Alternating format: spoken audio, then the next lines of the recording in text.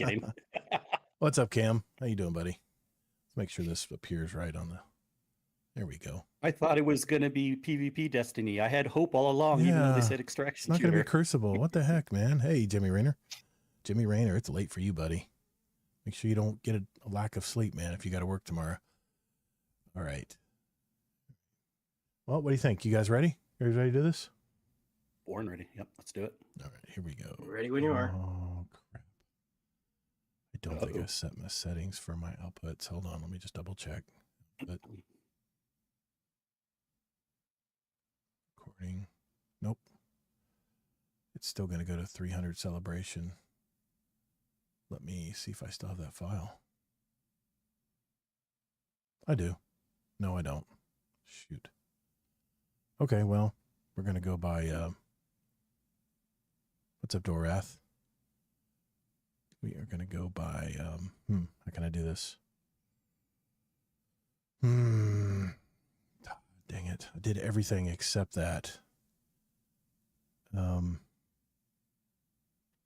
Shoot. Okay, let me see how I can do this. I can do this.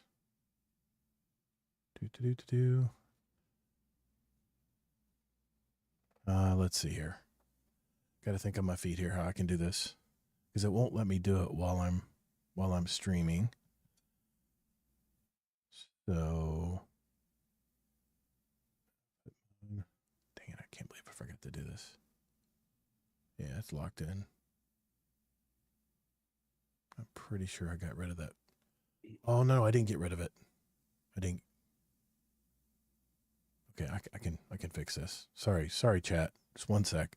I got to make sure I can record these video files because I like to sometimes throw them out there in short form. I just need to grab something real quick here. My bad. Boop ba doop ba doo. Yep, that. And you guys get to see the pre-show, right? This is the pre-show. This will be under. You can't see me, but I'm doing jazz hands. Yes, definitely.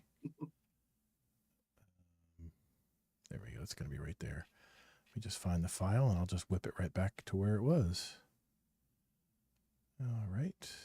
Actually, to be nice to you, Todd, I'll figure out a solution for next week where maybe I can do like let's see, can I do without turning off the camera? No, I don't know. I'll figure it out. See if I can have like a picture that comes up with the same format, so it won't mess you up. But I'll see what I can do. I don't know, man.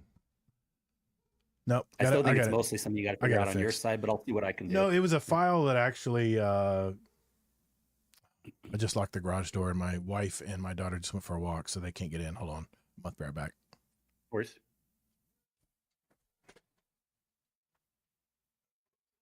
But yeah, I guess if I turn off camera, it like moves the things around.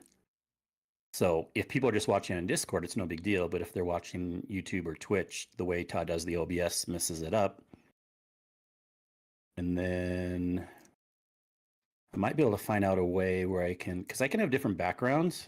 See, like if I want to do something like this, or like I'm in a fancy house or something.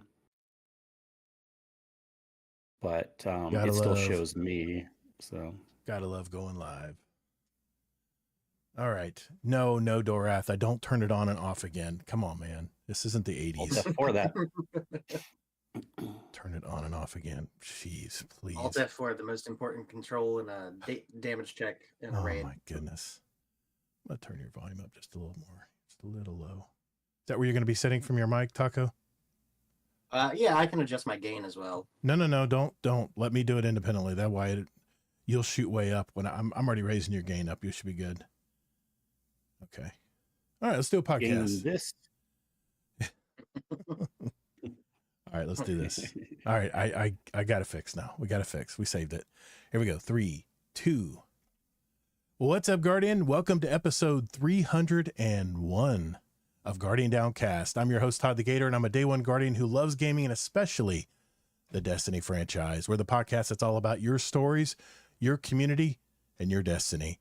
This week, my co-host from the great state of Utah, Kingsley Mack, is with me again. How are you, Mike? I'm doing great. Glad to be here. Thanks for being here again tonight. We also have a first-time guest on the show with us tonight. He's a member of our Discord community. I looked it up. He's been here for over 2 years now. I didn't know that. And he's known as one of our Raid Boss patrons, which is our highest patron level in our community. So he really does give back to our community and show. I'm really looking forward to hearing his story tonight. So please welcome Amazing Taco King. How are you tonight, sir? Good. Glad to be here. Congratulations on 300 last week as well. Thank you. Thank I you. did not share my congratulations, but I just want to say I'm raising a drink There we to go. the show. I like it. I And like it. today's show is sponsored by Taco. There we go. I love it. Bell or which one? Yeah, exactly. You know, just the Exactly. king. Well, One for of the tacos. For those of you who may not have just finding out about our podcast here, we're a weekly gaming show with an emphasis on the Destiny franchise. And we like to sprinkle in some entertainment, other topics of discussion relating to our hobbies from time to time as well. But we've been producing audio episodes for nearly 6 years now. And as the game has changed, so have we. So we now have a live version of our show on YouTube, Twitch, and Discord, our live stage channel in our community, where you can interact with us live in the chat on our new day and time. That's Thursday nights at 9 p.m. Eastern Daylight Time as of right now. We'll also have a replay of tonight's show on my YouTube channel for those across the pond or those that are in bed sleeping right now. Just put your head back down. You're fine. You're fine. Well, you can see it in the morning. It's no big deal. But like I said, you can always go to our website, guardiandowncast.com, to listen to any of our individual episodes whenever you like. And of course, all of you who are listening right now on all those podcast apps out there, thank you for lending your ears to us tonight. We appreciate you. In this episode, Kingsley Mack and I will interview our newest guest and hear about his Destiny journey. We'll then put him through the paces with our newest version of the speed run. We'll then share how our week has gone in gaming and life so far this week. We'll quickly review this week in Destiny, and Destiny does have some new news tonight we'll share. It's the weekly Bungie blog that informs us of the current events in Destiny 2. Of course, we stick to the highlights only. We don't go word by word, only the stuff we think that's important that you guys need to hear. That way, if you guys almost word by word. Yeah. Oh, no. If you guys want to go back and read it, individually, then that's on you. Or Two Titans and a Hunter. They will go through every bit of the TWAB in detail and then some. So that's the place for that. We just like to give you the top news every week from the TWAB.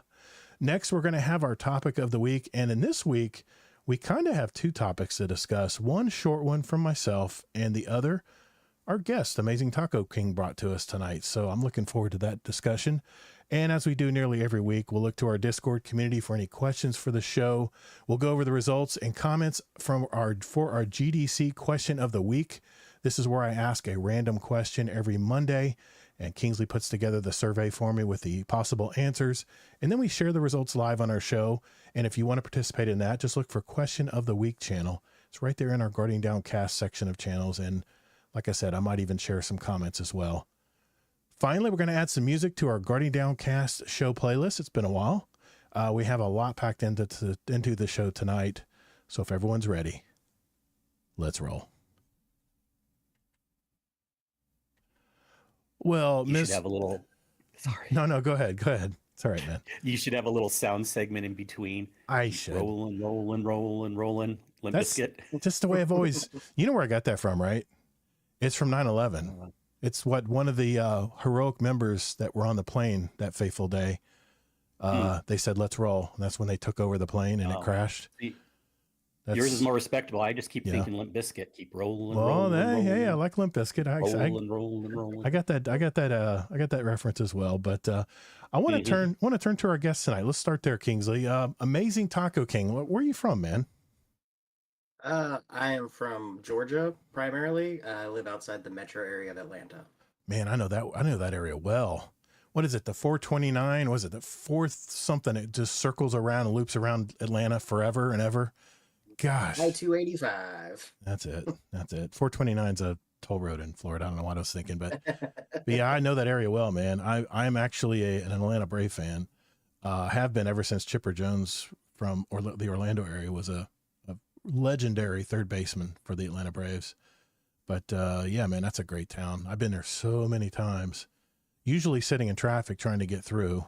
But yeah, exactly. Can never forget. But what do you do, sir? What do you do for a living? I work in automotive repair as a support personnel. Primarily, I work in parts, inventory management, Okay. that sort of thing. And I work for the very fun company called Tesla Motor Works. You work for Tesla. Wow. I do. You learn something every day. Well, so you basically source the parts, any parts that need to be replacing for those cars. You're the one that sources them. Yeah, I source for the service center I work for. I used to Uh-huh. work in a collision center, and then I've recently moved into service. As we discussed previously, where I was like transitioning to a new schedule. Yeah. I went from second shift to first shift, so I went from overnights to early mornings now. I imagine lately you've been repairing more Teslas than you or have expected, right? Seems people are keying and just doing all kinds Yeah, of we things. actually had some vandalism in the parking lot at work this morning. This morning. Wow. Jeez. Uh-huh. Crazy, man. I don't know what's wrong with the world these days. Well, let me ask you this. What is the earliest moment that you decided to be and create a hobby in video games? From the minute I could actually comprehend what a video game was. Okay. What was your, So, I mean, what's it, what? you're thinking like 4, maybe 5 years old. Okay. So what system did you start on?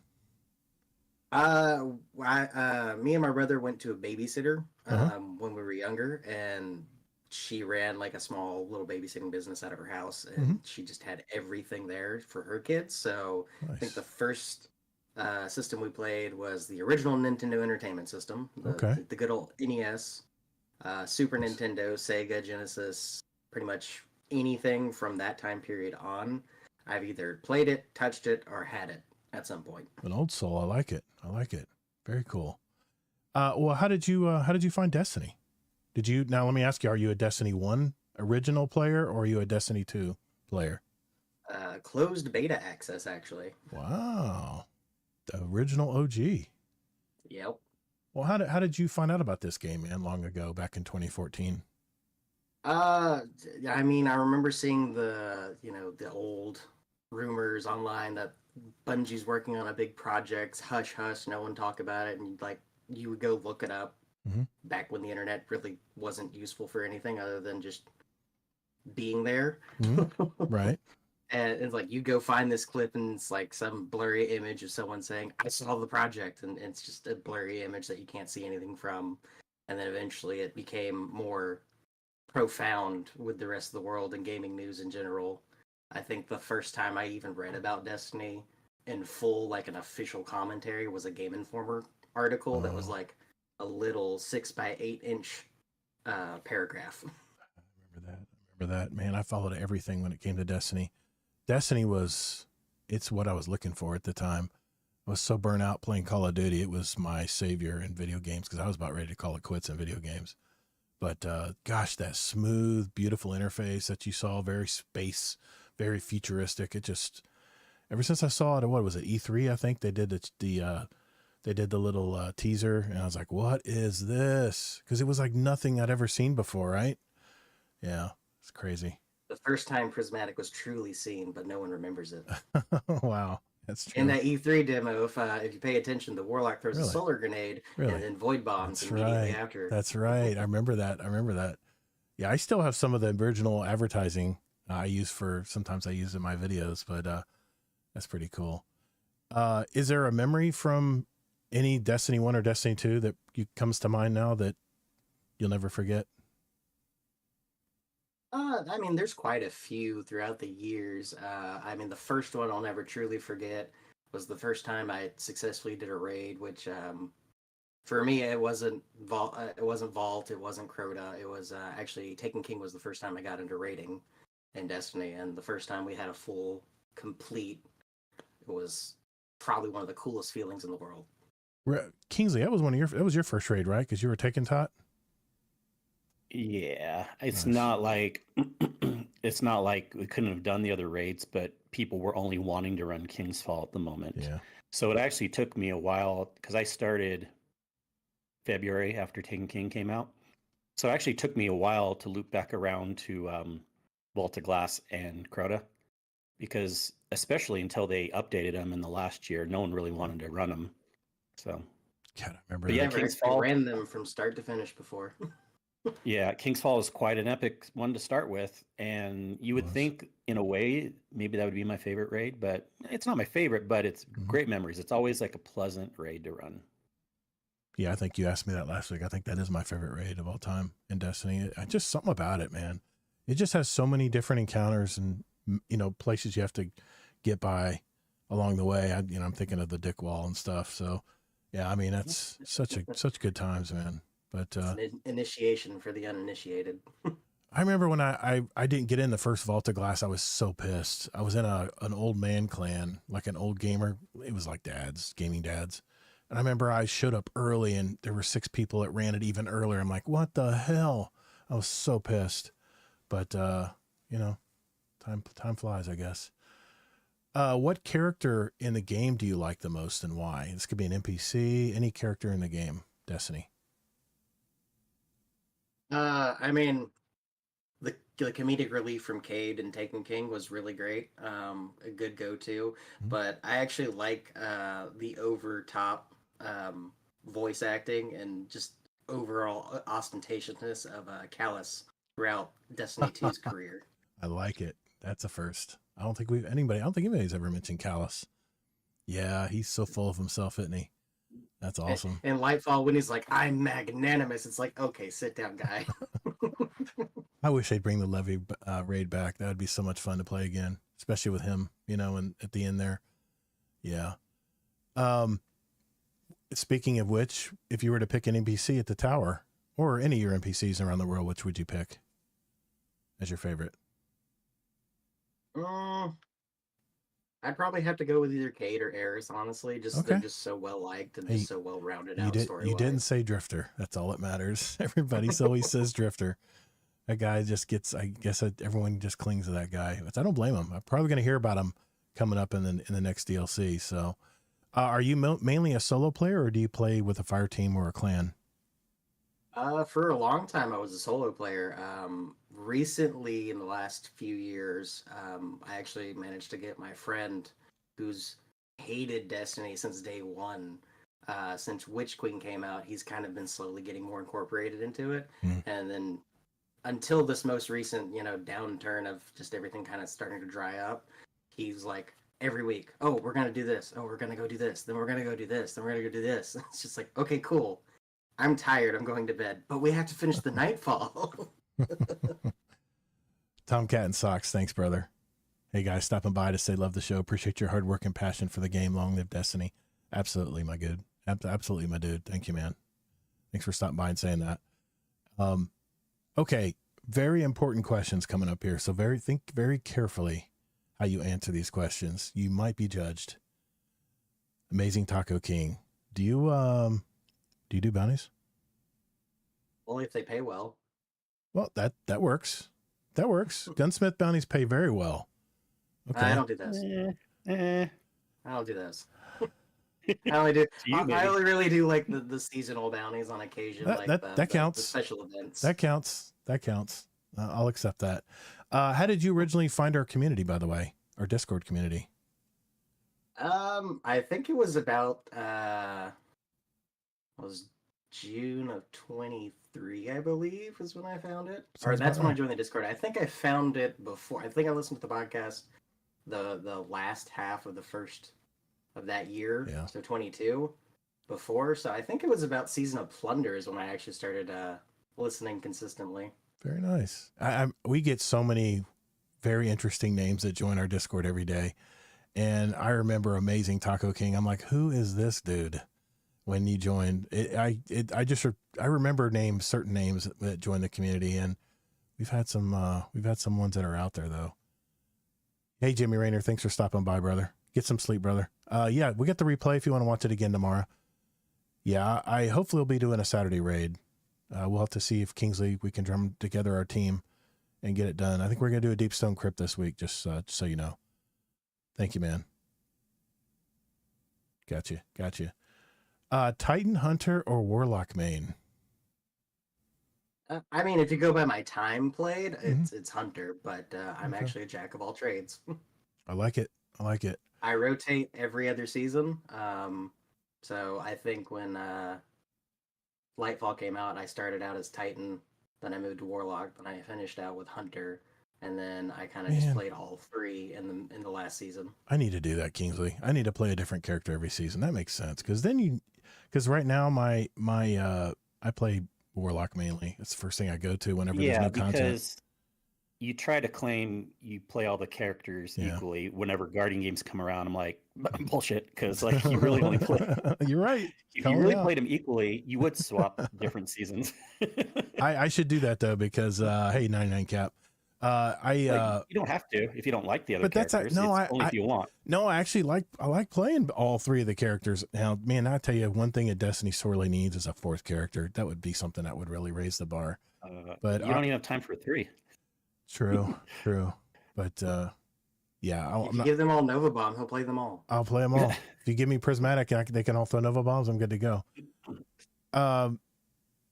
What activities do you prefer to play in the game? I mean, your ritual activities and stuff. What do you when you log on? What do you go to? What's your go-to for activities? When I play solo, I typically will just run Vanguard hops just over and over again, just to farm out materials and stuff. Gotcha. This season, obviously the Nether's been the go-to for everything because of the roguelike elements to it, but I actually find it kind of boring after a while. But when I play with my group, we always do Nightfalls. Okay, so you're a strike guy. Gotcha. Okay.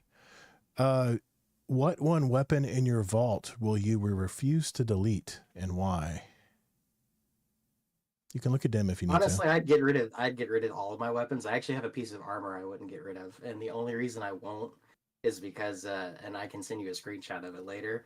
It is an old defunct Hunter exotic arm set that has like all the depreciated mods on it and stuff. It just gives you a hint, Really? like just looking into the window of what armor used to look like before the 2.0 update. Yeah. And it's just hilarious to me. So I'm like, I'm never getting rid of this. It's staying forever. Very nice. Okay. Doubles, yeah. Okay. I was a little shocked by that. Any weapon could be destroyed comment, but that's all right. Same for me. I know it is. If Bungie assigned you a small but versatile dev team to you and you alone, what would you work on for Destiny 2 in the future? I would probably work on like incorporating just being able to do activities without having a dedicated group better. So more expansion on Fireteam Finder, and in general just like having different availability for certain activities as well. Maybe putting in a baby guard mode like they're doing with Rite of the Nine coming up, or for the masochist out there, put in like ultra hard, you die, you go to orbit, everything's 300% health dungeon raids. Yeah. There's so many things I could go to with that answer, but good enough. Okay, let's wrap up with some signature questions here, and then we're going to put you through the paces of our speed run. Do you have any When other... you were mentioning, go real ahead. quick, when you were mentioning systems back in the day, Mhm. what would you say was your first system? Either you bought it yourself or you like to claim it. And then a follow-up to that, what do you play on right now? I forget if that was asked or not. First system I ever truly owned that was mine and mine alone was PlayStation 2. Okay. That's Nice. Currently, my main vehicle of combat is my new computer that I just got built not too long ago. Okay. Nice. What kind of card do you have in it? 5080 RTX. Nice. Ooh. Oh, 5080. You know what's funny is I have a 4080 in mine, and I've heard the price has skyrocketed because I don't know, there's something about the 4080s have become more popular lately. I don't know why, but I just happened to order that with my computer when I got mine last year. But 5080, man, that's a blazingly fast processor. All right. Some signature questions here before we wrap up. Do you have any other hobbies other than gaming? Not really. The only other really real hobby that I have outside of gaming is just not electrical gaming. It's trading card gaming. I collect Magic cards and I play Magic all the time. We play Magic the Gathering. Nice. Yep. my son just recently got me into tabletop card games. Man, I loved it. We were when our power went out, we couldn't play anything electronically. He brought this game. Cam, what was the name of that game? He's in the chat. What was the game you brought that we played? Yeah. Anyway, yes, I know that's a graphics card, but it still has to process images.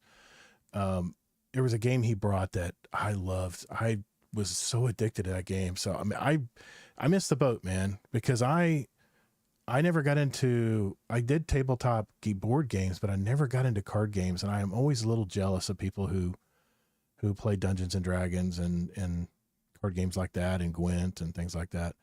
But all right, cool deal. You could do it. I know I still can, but now Every collection starts with one item. Dude, I'm trying to get 2 podcasts going here. I don't have time to do anything like that anymore. Screw a second podcast and play D&D. No, it's there we go. That's not what the podcast is going to be about. Sorry. Dude, I got to ask you, Amazing Taco King, what is up with that gamer tag? I've been wanting to ask you that ever since you joined the Discord. Unfortunately, it's not really an entertaining story, but I can set the setting. Okay. There I was, playing Halo LAN parties. I was Amazing Taco Boy. Then I decided to kill the father of the Duke, and I became the king. Oh, nice. Dude, you sound a lot younger than you sound a lot younger than I think you are, because it's everything you've been talking about seems like you're more old school. When you play, yeah, Ascension was the game that my son brought. I love that game, Ascension. That was so much fun. Okay, do you have if you can guess how old I am in 2 guesses, I'll be very impressed. Well, I'm guessing 30s, but if I have to be more specific, I can. What do you think, Todd? I get 2 guesses? Go for it. I'm gonna say 35. I'll say 33. Split the difference and -1 from 1 under 35. So you're 34. Nice. I mean, look at I us. said that wrong. I'm sorry. I'm 32. I'm 32. sorry. 32. You have a very I'm young. sorry. No, you're throwing me off because you have a very young voice. Yeah. Okay. You know, it's really funny because I know- have a young voice and I look young. So when I see people in public, they're like, "How old are you?" I'm like, "Guess." They'll give out their answers. Some people will be like, "You're 20. You're 25." I'm like, "I'm 32." They're like, "You look like you just graduated high school." Kingsley, I got to deal with this No every problem. week. Kingsley has to always say if he beats me at a game. He always has to mention that every week. Beat you. Oh, well, I You were closer by 1. Yes. Okay. This is don't care Uh, that math much. is I terrible feel like tonight. because you care, that's why I mentioned it. No, I know. It bugs me. It gets under my skin. That's the Crucible player in me. Okay. Last question. What's one thing about you that our community may not know about you? You can talk about anything you like. Floor's yours. That the community doesn't know about. Well, there's a lot because I'm not very social. I mean, nothing really interesting comes to mind, unfortunately. I mean, I'm a shut-in introvert. I have social anxiety sometimes. I don't like going out and doing things by myself. Things that people may not know about me. I'm actually really into doing outdoorsy stuff, but because I never leave the house, everyone's not aware of that. Like, I'd happily go on a hike and everyone's just like, "We didn't think you'd want to go." Oh, dude, you got to definitely definitely got to go out and enjoy the scenery. I think nature's medicine. I really do. Kingsley lives in the best state because, my God, everywhere you go, there's a national park around you.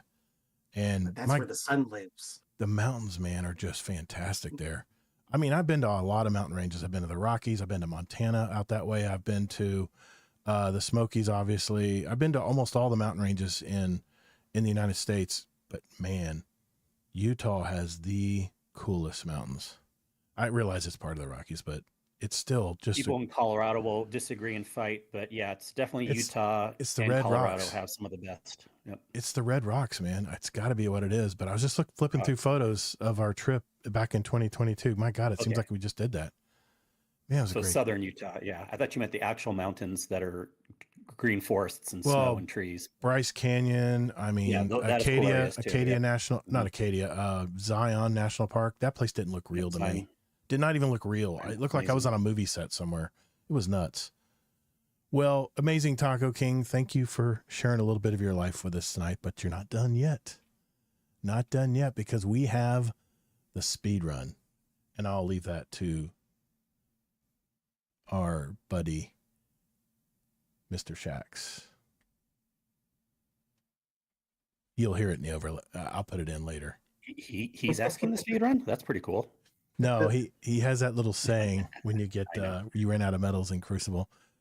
Okay, this segment is called the speed run. I've handpicked 25 questions from a pool of over 1,000 submitted by our community over these past almost 6 years now. These are quick, simple questions to get to know our guest at an even deeper level. No time limits, no contest, just quick answers and questions. So if you're ready, Amazing Taco King, you ready to begin? Whatever you are. Let's do it. Apple or orange juice? Orange juice. Name one possession you can't live without. My car. Okay. What is your favorite Destiny exotic? Can be from either Destiny.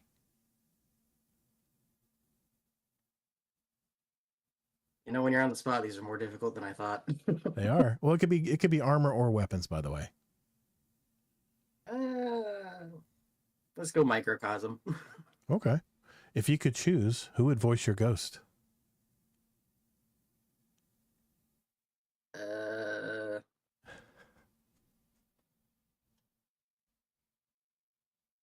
It's a good answer, and I don't have one. You don't have anybody who would voice your ghost?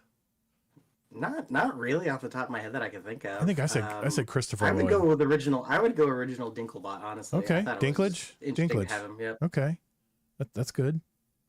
All right, next question, number 5. Void, solar, arc, stasis, or strand? Stasis. Okay, interesting answer. Pulse, hand cannon, scout, or auto rifle? And cannon. I have a feeling you're going to go that way, Hunter. What is your favorite superpower? If you were able to have a superpower, that is. I worded that one wrong, but you get my point. Yeah, I sort of already have it technically. This is actually a good answer for what people might not know about me. Okay. I actually have a semi-eidetic memory, so being able to having a photographic memory would be a great superpower. Really? That's something we definitely didn't know about you. Very good. Excellent answer.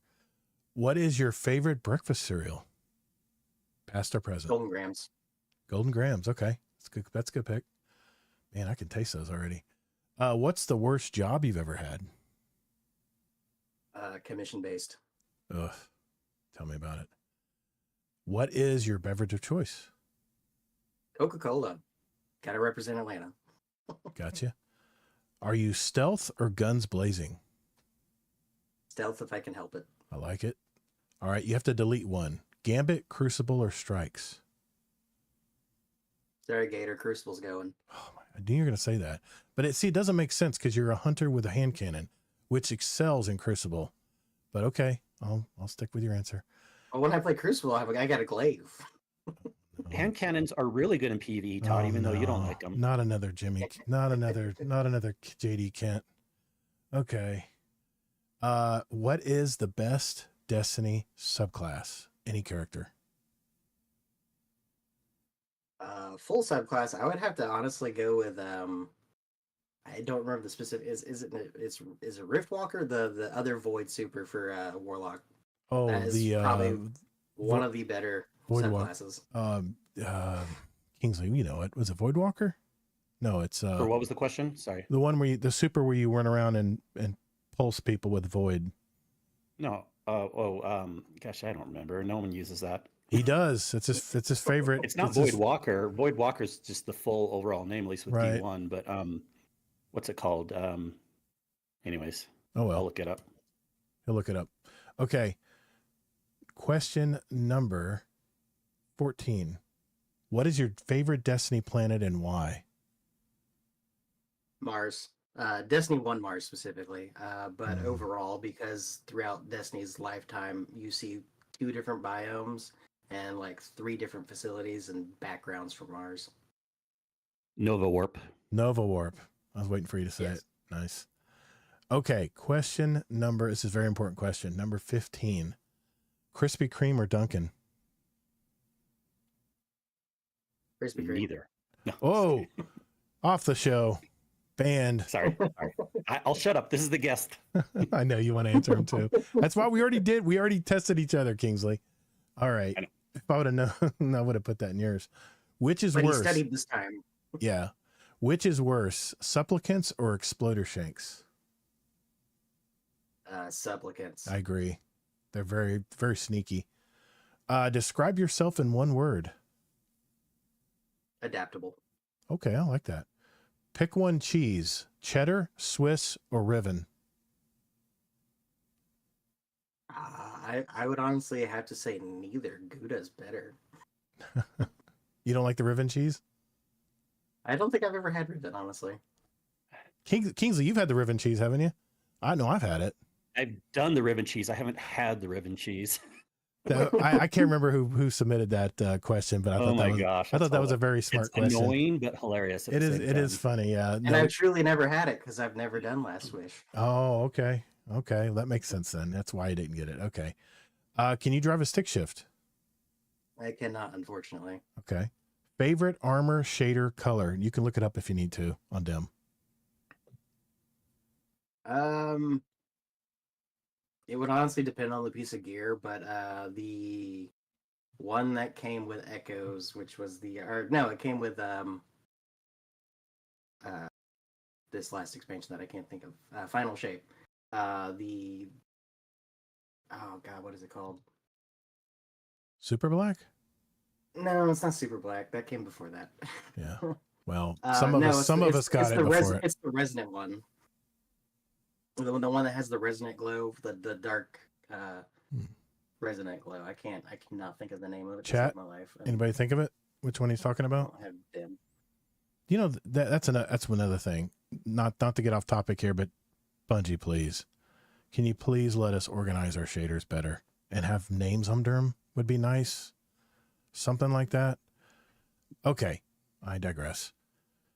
Question number 21. Favorite pasta dish?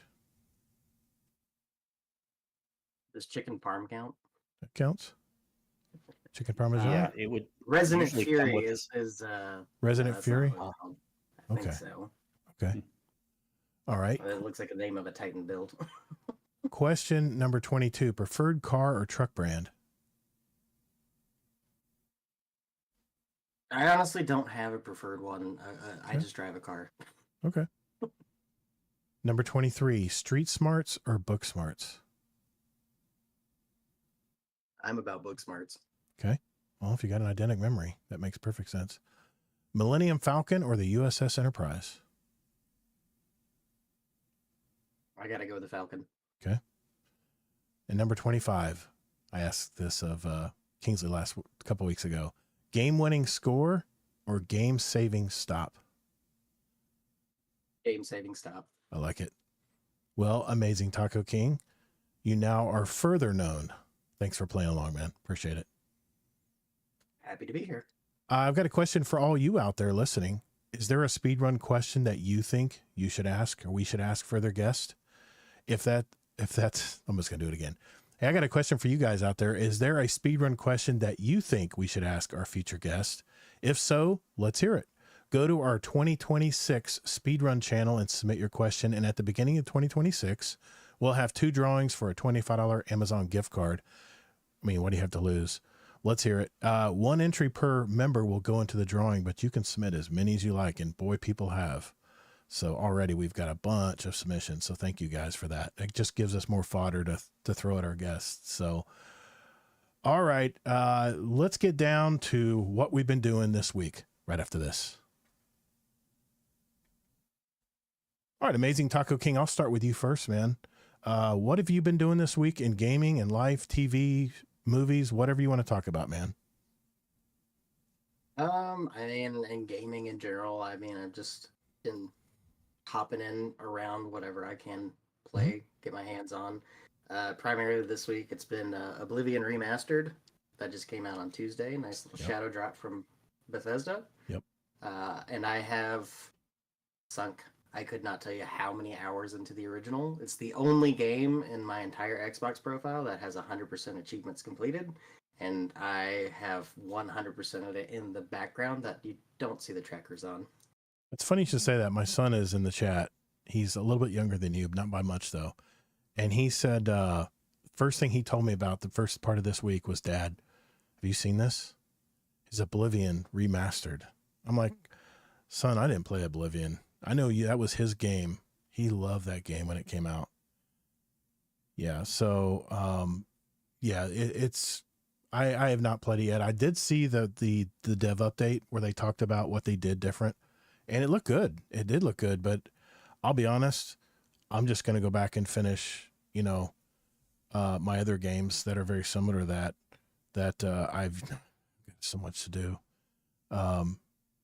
And FromSoft just makes really good games. I will always flock back to their games, but I didn't grow up with those games. I grew up playing shooters, so I can't appreciate that, I guess, like you guys can, but yeah. So you've been enjoying it? You've been playing it? Oh yeah, 100%. It is. They have nailed the spirit of what made Oblivion so quirky and fun, Nice. and just made it look fantastic. Yeah. Okay. Anything else you've been doing this week? I could have sworn I saw you playing a marathon closed alpha. Is that true? I mean, it's just a weird game that some people have told me I should talk about. I don't know. It's. I don't think you want to hear about that. No, I'm curious. I'm really curious, since Bungie didn't send Mesol guy a code, which is fine. Maybe it might be in their best interest, but I'm curious what you thought of it, really. I mean, I watched Lupo play it today. I got mixed feelings about it, but you were boots on the ground. What did you think of it, man? I luckily was able to get in because my friend was selected. He sent me a friend referral link. Nice. Weirdly enough, the link wasn't a guaranteed access. It was just redo the survey to get in the alpha access again, which I thought was really strange. So for the weekend leading up before they approved, sending me a code, Right. We were just like, oh, well, I didn't get in. You have fun. Tell me what you think. And then Monday, he was checking the Discord, and he's like, hey, your role got updated. I'm like, what the hell are you talking about? And he's like, your role, you have the role. Go check your email. Oh my God. Yeah. I guess you had to see that in the Marathon official Discord. Yeah. Yeah. That's what I figured. Yeah. That's where I applied to. It took a while. I had to spam the commands until I finally got the survey to pop up, but no dice for the old Gator, which I'll admit, I'm actually, if I was to get an alpha code tomorrow, I don't know. Of course, I'd probably play it, but I got to be honest, man. I was watching Lupo play it today, and I was getting bored watching him play. And that's not like a PvP game. I mean, if I watch people play Trials or Iron Banner or Crucible, there's just always something to do, but the game still looks so washed out. It just looks faded. And I think Astrocross said today on his, he put out a video about his first initial impressions, and he said it looked like things weren't rendering right away.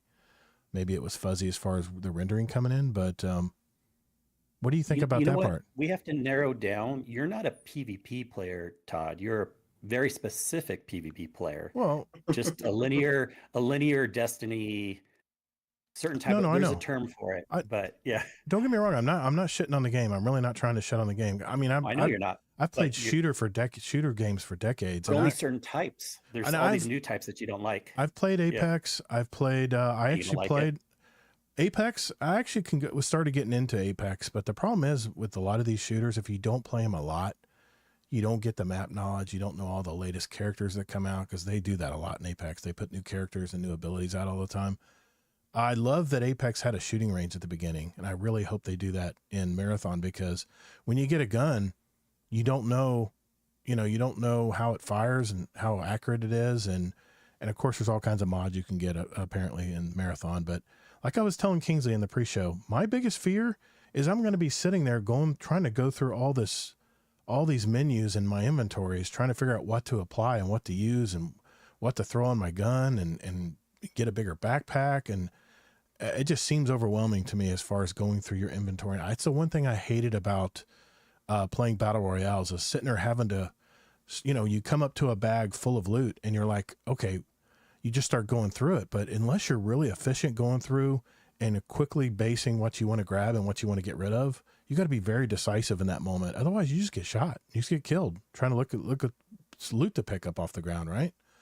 Do you find that a problem with going through your inventories when you played it? So how they have the UI set up, so I primarily play on controller. Me too. I feel like the alpha is made more so for, because I'm playing it on PC, it's made more for keyboard and mouse. Yeah. You can drag and drop around, like from the start. Yeah. So that probably makes a bigger difference, because it does have the similar Destiny like feel, where you're using the joystick to move your cursor around. It feels like your cursor kind of gets stuck on everything as it's going around. But I mean, primarily, for extraction shooters in general, you look for what has the most value. So if it's shiny, or if it, and the good thing about Marathon is how they have it listed is you can set your icons to show the value of the item, or just an item icon. Yep. So that helps narrow it down, because if you see an item for $225 versus $60, you're obviously going to grab the $225 and run. Right. Without trying to sit there and say, well, what does this do and stuff. Yeah. You just grab it and run. Okay, I got you. That makes sense. Anything else you want to mention about your initial thoughts playing the alpha? I mean, we could go into a full dissertation if you really want to. Well, I'm just. Yeah, it sounds like we're getting into it now, and I want to give my opinion too. I do do we too. want to talk about it later? No. Let's just get into it, man. We're flowing here. Let's just get into it. Go ahead. Tell us what you thought, man. The best like one-to-one comparison I can give you, if you want to really try something similar to it, unfortunately the comparison doesn't have controller support, so you'll either have to learn how to play keyboard and mouse more efficiently. You're gonna say Tarkov. Figure it out. No, Delta Force. Oh, Delta Force. I haven't played that game. Delta Force's extraction gameplay is very, very similar. Okay. There's AI in the system. There's other players in the system. Each individual character has powers.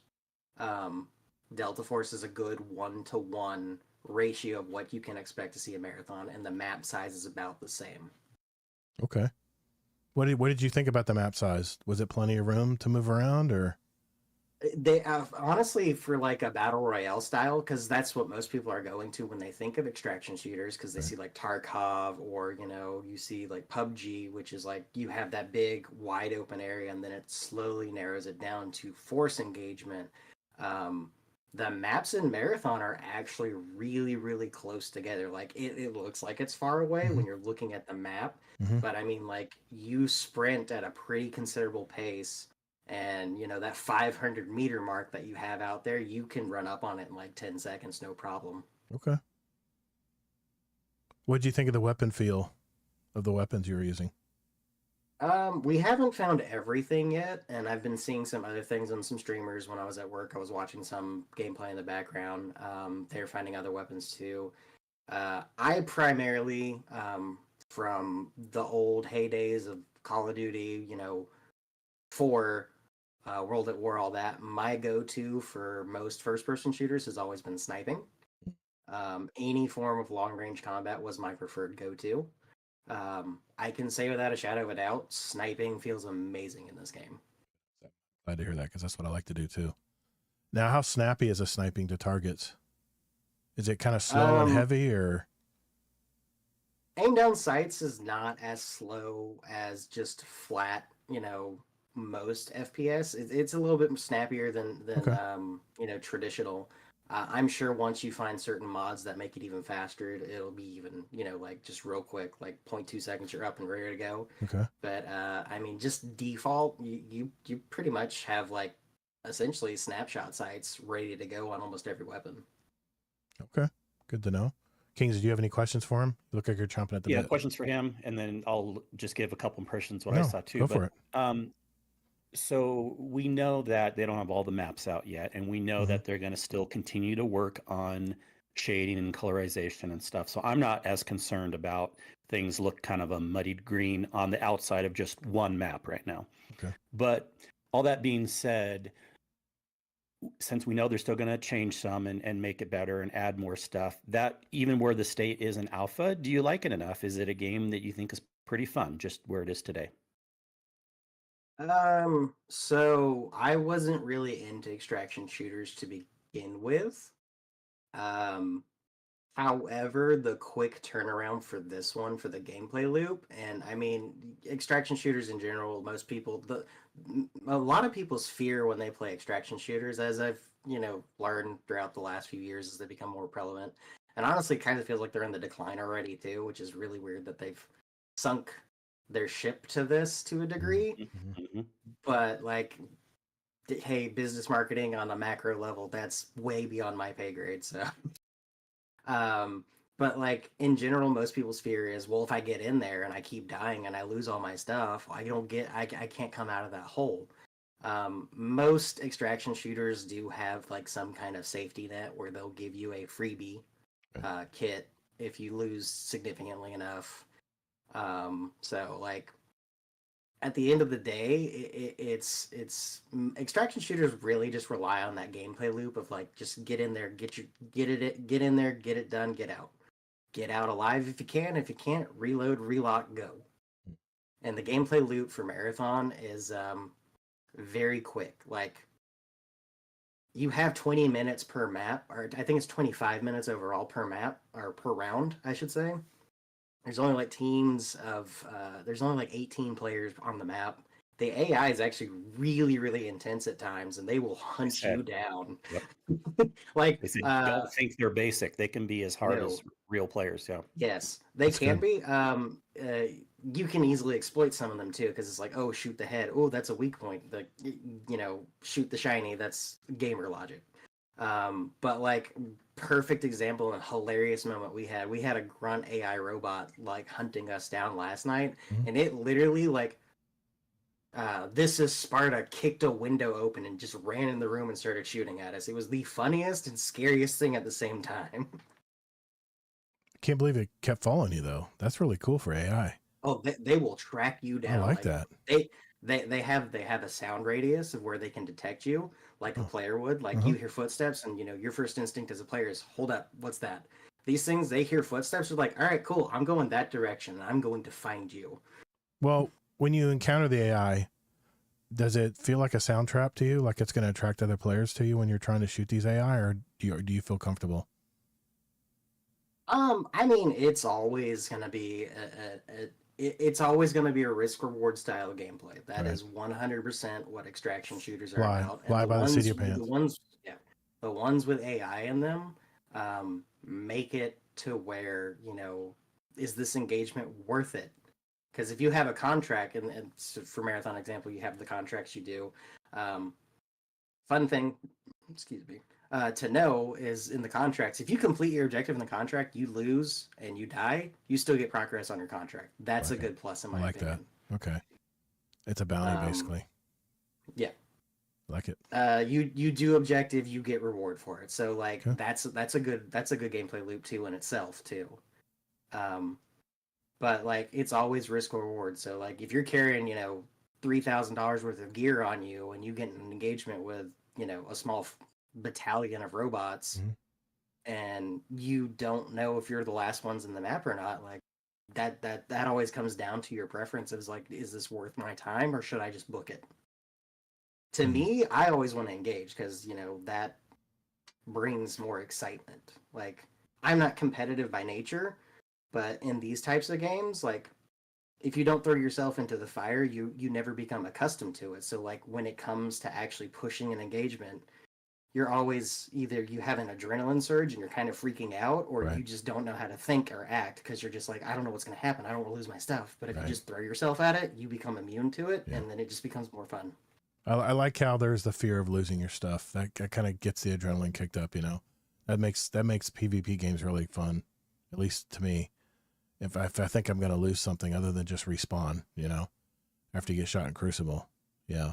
Do you have any other input there, Kingsley? Don't want to. Yeah, so I watched a lot of the streams Mhm. on yesterday. Mhm. No, Tuesday, and no, it was yesterday, Wednesday. Sorry, and 23rd. yep, as of when we're recording yesterday, and it's still for me about what I expected. You know, I'm pretty good at seeing the future on certain things, and I know still it was fun watching. I know still that this game probably never was or never is for me. Mhm. Also watching it, I saw people that were expecting something different or more. I don't know why. People being a little disappointed. And then I saw even more people taking to it a little bit, even in the alpha state. And like, this is cool. This is a little bit different how it's doing the extraction shooter than other games have. Mhm. The movements faster. It's the gunplay, of course, is good. This and that, this and that. So I'm just again about reading the future. And right now, I don't know how much over, but there's an over 50% chance that I think this game will do well. Really, you're up there. This is so weird that you're optimistic about it, and I'm not as I optimistic about it. mean, 55% chance. I'm not saying a Okay. strong chance, Okay. but over 50% chance. All right, that you're the game will leaning. do You're leaning well. that way, though. Okay, I'm I get leaning it. I get it. based on what I'm Yeah. seeing right now, because Okay. even just being an alpha, and I'm hearing some talk about people that are playing it or people watching, like, actually, that is kind of cool, this and that and this and that. So, Okay. well doesn't necessarily mean it's going to sell millions or anything like that, but it's not going to necessarily flop, I don't think. Okay. You know, I'll revise my opinion later as we get Yeah, closer if it's I need early. to. But yeah, but I was glad to watch it. I would have totally gone in if I had an alpha code, Mhm. but since I didn't get one, if they're only going to have a paid beta, which the rumor is you have to pre-order to get the beta, I don't know if it'll stay that way or not. But if they only do Mhm. that, I'm not going to pre-order. I'm not going to, Mhm. but I'm happy for the people that got in the alpha. Happy for what I'm seeing so far. I still also think, why did they come out with this game overall? Like you were saying, Taco, like, is it really the right time to come out with an extraction shooter? And it's hard because when you develop a game, it's many years in the making and Mhm. everything. But for what it is, I think they're doing about as good as they can. Okay. And again, and a little spoiler preview. I'm not trying to like change this off the guest, but I was a guest on a DPS podcast this last week. It'll come Okay. out soon, and we Oh, talked nice. Marathon, Nice. and I gave my opinions on Marathon and everything. Mhm. And there is a lot of people in other communities and stuff again that we went into the topic a lot about the look and the feel. Right. And again, if you aren't so stuck on realism, especially if you're younger or even if you're older and you can be okay with like artistic styles, there's a lot of people that think the stylization of it is actually a huge benefit and Really? plus, Okay. and they're really enjoying that part of it. Well, So I'm it's definitely interesting. biased. I kind of, you know, it's not for me, but I think there's an over 50% chance that the game will do Okay. okay. Okay. Yep. We're going to get into Marathon a little later, but anything else you wanted to mention? What you've been doing this week, Taco? We're going to get into more I mean, Marathon talk between- later. I just didn't want to get into too much of it right now. But You're fine. No, I mean between those two, that's Okay. pretty much what I've done. Other than that, you know, just before the end of the month and the reset for Diablo, I'm gonna try and finish my season pass out for that, but I Right. don't see that happening. I need to get back into Diablo. I need to play that game. I have a lot of friends who Darn just love it. Diablo. I have a lot of friends who play Diablo, and Oh, we played Diablo. have played Diablo quite a bit. And I know this is the fourth incantation of it, but I don't know. Maybe I just got to dive in and see what it's all about. But I don't know. Anyway, I have my associate producer in the chat telling me what to do. Thank you, Cameron. Appreciate the advice. Thank you for that. Kingsley, let's go to you, man. What have you been doing this week? Yeah. Well, that's why I asked if we wanted to get into Marathon right now. You're the one that started it. No, I wanted to at least touch on it because it didn't relate to our topic specifically. Yeah. But I wanted to make sure I got Taco's opinion of it. So. Yeah. What I've been doing this week is finishing up Assassin's Creed Shadows. I finished the main storyline. I probably have about a weekish left, I'm guessing, of doing side quests, follow-up stuff before I move on to another game. I also don't know if I officially mentioned it on the show. wife and I have been playing through Split Fiction, but we paused for a bit and we finally finished up the last of it. Did I mention that last week? I'm trying to remember. I don't think I did. Split Fiction, you mentioned last week you were going to try to finish that with your wife. Yeah, well, we did. Okay. And I give that game a perfect 10 out of 10. It's just such Nice. a good game. Okay. Such a good game. After Assassin's Creed, I don't know what I'm going to hop into. I might hop back into Diablo. Check out the season. When's the new season? You said there was a new season coming. I haven't been keeping track, Taco. Yeah, new season I believe is this Tuesday, this upcoming up Tuesday, which I think is the 29th. Then that may answer the question, but I'm also considering checking out Oblivion because I never played that, and since now it's remastered or whatever, I might check out that. I might check out Baldur's Gate 3 finally. So I have some games on my list. Not going to be doing too much in Destiny other than a raid here or there. And then in other entertainment, I've talked about this a little bit, but I don't think officially on this show yet, but finally started up Severance. I knew I was going to like the show. Yes. But holy... It's out there. I'm not going to say it's out there. Final word.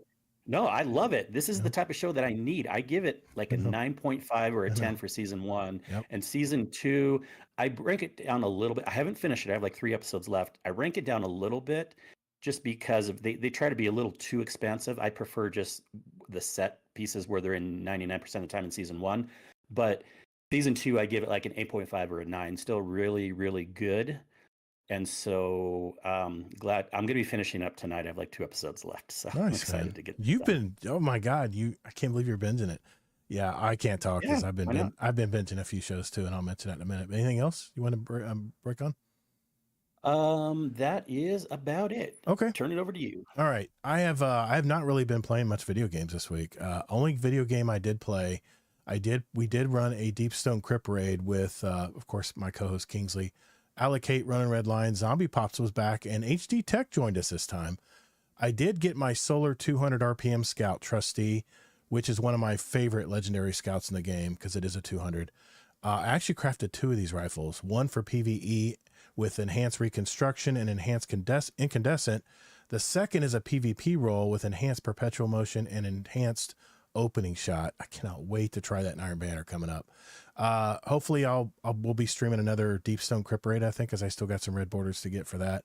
We'll have to see if Saturday if we can get enough players together to do it, but I definitely would like to run another one if we can. But that's all I've been doing in gaming this week was that Saturday. I've just been so busy working, and I'm trying to get ready for my UK trip, so I'm doing a lot of stuff in the background that you don't see. But my wife and I did see 2 movies this week using my AMC Stubs A-List membership, and it is not sponsored. And the first movie we saw this week was The Amateur, starring Rami Malek. I've liked his stuff ever since his first hit TV show, Mr. Robot. It's about a high-level CIA technical expert who is confined to a kind of a tech lab in the CIA headquarters. But when he finds out his wife is killed by some underground criminals, when a burglary goes wrong, she's taken as a hostage. He insists that he's be trained so that he can go out, as an actual field agent and avenge his wife's death. The story had some holes in it, but it could be kind of easily overlooked because it's a story of how this wimpy tech nerd gets creative in evading his peers, for one, because they were trying to not allow him to do this. And there's a reason why he was able to. I won't spoil it. And second, he's still getting revenge on his wife's killer. My wife was not a fan of this movie for reference, but I was entertained, and I give this one 3 stars. Even though it was just an okay movie, it's worth your time watching. And I think Rami Malek kind of sells the show. So when that comes out on streaming, definitely catch it. The second movie we watched in the theater this week was supposed to be that horror suspense movie Drop that I mentioned last week. But my wife convinced me to see the latest Michael B. Jordan light horror movie called Sinners. It had such high marks. It had 98% from critics, certified fresh, 97% from the audience. I'm like, damn, that must be a hell of a movie. So we changed plans. We went ahead and saw it last night, in fact. It's all about a 1930s era small town where 2 notorious twin brothers, both played by Michael B. Jordan, they take their winnings from a life of crime and buy a local still, where they are actually a local mill where they organize a gin joint. If you don't know what that is, back in the Prohibition America, gin joints were very popular because they were barely legal bars, but they're in like far from downtown, kind of in a town bar, a barn or a mill where people just get together and drink and dance and stuff. There is, of course, a dark twist in this story that I won't spoil here, but I must say it was entertaining. Let me get that straight. But I've seen plenty of these kinds of movies dating back to the 80s, and there wasn't really anything special about it. I'm going to go against the grain on this one. I give this movie, again, 3 stars. It was just an okay movie for me. It was especially entertaining as The Amateur was, but my wife disagrees, but I thought it was just an okay movie. I was expecting a lot more with those high scores, but just didn't sit well with me for that score. I think it was overhyped, to be honest. I saw a lot of fantastic shows this week on the streaming platforms. First, I binged over the week and watched the entire 7th season of the Black Mirror on Netflix. Have you caught this yet, Kingsley? Black Mirror season 7? No. I mean, I watched a little bit of season 1. I think at the beginning it was intriguing enough. I like Severance way better, but I'll check out Black Mirror. It's along the same line as that. It's dark, kind of a techie dark type show. It's a little twisted, and every story just has really original storytelling in it. I mean, it's best I can say, but it has 6 episodes in season 7, and my favorites were probably episode 5, Eulogy, and my most favorite episode was actually the very first episode called Common People. It had Rashida Jones in it, and she did such a great job in it. They're all really, like I said, they're all really stirring stories with that bit of what the fuck, you know? But I really liked all 7 seasons of the show. Check it out if you haven't already. Black Mirror, I've watched all 7 seasons. I've been entertained thoroughly by every one of them because they're just wacky stories. Now, the second new series that I have been waiting for this year is on Disney Plus, and that is the 2nd and final season of Andor. If you've listened to all my past episodes out there, you know that I believe this is probably one of the best written of all the Star Wars streaming stories out there and shows to date, which they did kick off this week with the first 3 episodes, and man, they did not disappoint. The first episode starts off with a bang with a TIE fighter scene that goes berserk, and it opens up with a TIE fighter. Something happens with this TIE fighter in a hangar, and it just right off the bat just sets you right on the edge of your seat to watch it. The first 3 episodes were so good, I've watched them twice. Don't miss out on this one. Disney is rolling these 12 episodes over a 4-week period of time, and they're doing 3 episodes at a time, and each 3, from what I've heard from stories and articles have been talking about this, is each 3 episodes is kind of a certain instance of the storyline, which leads all the way up into Rogue One, which is one of my favorite Star Wars movies. My wife and I are going to see, we're actually going to go out to Disney AMC tomorrow night to see The Accountant 2. I'll report back next week about that one. Finally, if you're looking for a hilarious new show and you have access to Apple TV Plus, check out The Studio. Seth Rogen was involved in the writing of this, and it is comedy gold. My wife and I were laughing our ass off on this show. It is so funny. The second episode we saw just lately is just, I'm just like, what the hell? This is nuts, you know? Your Friends and Neighbors with John Hamm is also a new show that's out on Apple TV. I've only seen the first couple episodes. I think there's 3 out total now, but it's worth a watch. I thought it was pretty good. And also, just to let you know, the latest season of Hacks is now available on HBO Max. So that's it for me for this week. I mentioned movies that are coming up that I want to see. I won't spend time with that because we're running a little late already for me. But let's do this. Let's get into This Week in Destiny. Not the TWAB, the TWID. Andor is fantastic, man. I'm gaga over that show, man. Wow. What story? What storytelling, man. It's just so good. Yeah, if we can move it along at all, of course, why do you have to do 2 topics when we have a guest? Well, the first topic is actually going to tie into the second, so it's no big deal. All right. Let's get into This Week. Wife is wanting to do something afterwards, and I'm like, Okay. sorry, honey. We're like maybe good. a third done. No, we're good. We're into the halfway point. Oh my God, I am half Pedro. Thank Famous you, brother. last words. Halfway point. We'll see. I am half Pedro. $20 super chat. Thank you, sir. Very cool, dude. Thank you for that, man. We don't get many super chats in here. That's awesome, dude. Thank you, sir. Okay. Bungie.net. Yes. No, I don't want to talk about Marathon. I want to talk about Destiny 2. All right. I did look over the TWAB this time, Kingsley. So we'll breeze through this pretty quickly because it's not really much in this one. I did want to mention the new thing they're talking about, the Yeah, event, that's really event the home. only thing interesting to me, but Mhm. whatever you need to talk about too. Okay. Here we go. 3, 2. All right. This week in Destiny for April 24th, 2025. This week in Destiny, we saw you discover this thing. It's not the first time we've seen this community obsessed over something they didn't know was there, and those meaning is yet to be found. We wonder what that might be. No spoilers here. Just a list of topics for today. How smooth was that? It wasn't smooth at all. It was very, very difficult to read that. They're going to talk about preparing for the Edge of Fate reveal. Riddle Me This, another community ARG. New event, Home, coming with heavy metal. Tomorrow's answer will be the next weapon, the rocket launcher in Trials of Osiris this week. And Iron Banner comes out next week. I cannot wait. I've got all kinds of crafted weapons I'm waiting to use on it. Our first Destiny 2 vinyl is now available in the Bungie Foundation and Gamers Engaged. It's a tabletop charity that they talk about. All right, let's get into the nitty gritty here. They talk about Guardian's Gambit. This is not a clue, by the way, just a silly reference. A latest Destiny 2 community puzzle has begun, and all the pieces are starting to move into place during this first week. But we are not helping in any way. Sorry, not sorry. The only thing we'll say is this: don't lose your sanity over it, and rest when needed. Do you know what this is about? No, I do not. I bet you have no clue. Okay, and it's no not clue. even a spoiler because you probably haven't even loaded into the apartment, have you? I haven't. Okay. I just played the raid last Saturday. Is all I played. There are these chess. So far, it's nothing that interesting. They're Okay. probably going to add more to it eventually. Okay. But there's these chess pieces you can get all over, like in the apartment, in the Right. Nether, in other activities. Mhm. And there's up to 60 right now you can collect. And right now, it's just collecting them. They're just Okay. little fetch things. But I'm sure it'll lead to something a little bit more as we go along. And it Okay. all has to do with 9 stuff, of course. A big community event coming up. Okay. All right. Maybe. I don't know big is the right word, but we'll see. Okay. We'll see what Yeah. happens. You think it's going to lead up to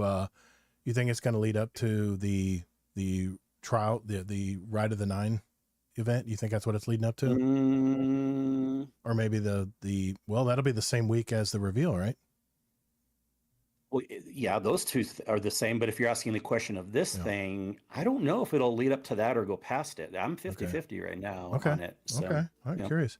I am half Pedro. Hey, gentlemen, just wanted to say congrats again for the 300 episodes. I missed last week live. You're doing a great job. Honestly, GDC is the last podcast I'm still listening to. Thank you, half Pedro. I am half Pedro. Thank you, man. I know you've been in our community for quite a while. Thank you for that super chat, by the way, sir. That was very nice of you. Okay. The main thing I want to talk about this week is, we have the heavy metal event coming, which they talk about some weird stuff here, man. But there's this thing called the Event Home. They say on May 6th, Destiny 2 will receive an update, which brings a small sandbox update, a new dungeon-focused activity called Ride of the Nine. We've already been talking about that. On May 9th, a new PvP game mode goes by the name Heavy Metal. We talked about that already. It's Briggs against tanks. You already know of that. But Heavy Metal is such a fun, maybe even a bit crazy game mode that we felt like doing something extra. That's the reason we are launching a new event home along with it. Let's see what that's all about. Event homes are the new replacement for event cards. Think of them as your cozy one-stop shop for all events. Rotating challenges every day? Check. A new rank reward track? Check.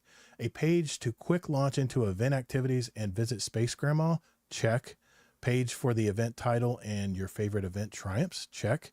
Brand new reward shop to fulfill your Chuck E. Cheese dreams of getting that top shelf puzzle. Prize, I should say. Checkity check check. All for free. Let's break it down. All right. I am going to just quickly read through this. Every event home offers a set of daily challenges that rotate at reset time every day, and then one weekly challenge that resets. You guessed it, weekly. The first are bite-sized single objectives that could be completed in a short playing session, while the weekly challenges are more of a midterm goal that require your attention for the most of the duration of the event. I cannot read tonight. Completing them will cover most of the experience required for the new event rank track. You still get experience when playing the event activities, of course, but challenges grant the most amount. Okay, so we're gonna have like you know how the NPCs have tracks now, like even Iron Banner. So now we're gonna have tracks for daily and weekly tracks, or bounty cards, challenges, whatever you want to call them. I call them bounties, to advance this track. So, man, of course there's more currencies. Of course you got to do this to us, Bungie. Every event home offers a set of daily challenges. I already talked about that. Heavy Metal will also have some of its own event rank track with 15 tracks available to all players. Each rank has its own reward, like a weapon, an emblem, and enhancement materials. And we believe these rewards alone will make this new system more rewarding than our previous event cards, even on their premium version. And they show a picture here of Heavy Metal and the 6 tracks and the daily challenges up top, and then 1 weekly challenges on the bottom. It's kind of like when you go see, it reminds me of when you see Grandma, and you're doing the like Guardian Games event, how they have the daily bounties and then they have the weekly bounties. It's kind of the same thing, but it's laid out in a more of a horizontal track. Like it's it's a challenge, not a bounty, but I still see it that way. Another key aspect. We've talked about this before. Really, there's not any technical difference between a bounty and a challenge, especially if we're talking daily and weekly. However, I still think challenges are better because you don't have to pick them up. They just complete if you do it. Yes. Bounties, you have to pick them up. What's the point? Pick them up, big deal. You know, that's true. But like, and you know how I love how bounties just evaporate after 1 day. These 2 hours. Too. The daily ones, they do. Are only for a day still, so you do have to log in daily if you want to get those done. Expiration dates, great. They shouldn't not have a daily thing. I know. They will, gives us more to do for the people that do log in daily. Well, wait a minute, it gets better, but just wait. There's more. Another key aspect of the new event home is the event tokens. Fantastic. More tokens. This is a new currency that is obtained upon completion of daily and weekly challenges, with the latter granting a more generous amount. The tokens you earn by playing during the event can be used in the reward shop to purchase rewards during each event. Our way of making events more rewarding than ever before. Just don't sleep on these tokens. They go away after the event's over. So this is like the event card that you pay $10 for or 1,000 silver for, except this is a free version. Okay, I like this. Okay, it's a lot more. I'm warming up to this. A lot more than the event card ever had. Yeah. That's true. This says this reward shop will have rewards like weapons and materials and a new item called Reroll Chip. This second type of currency can be used to reroll one of your daily challenges. You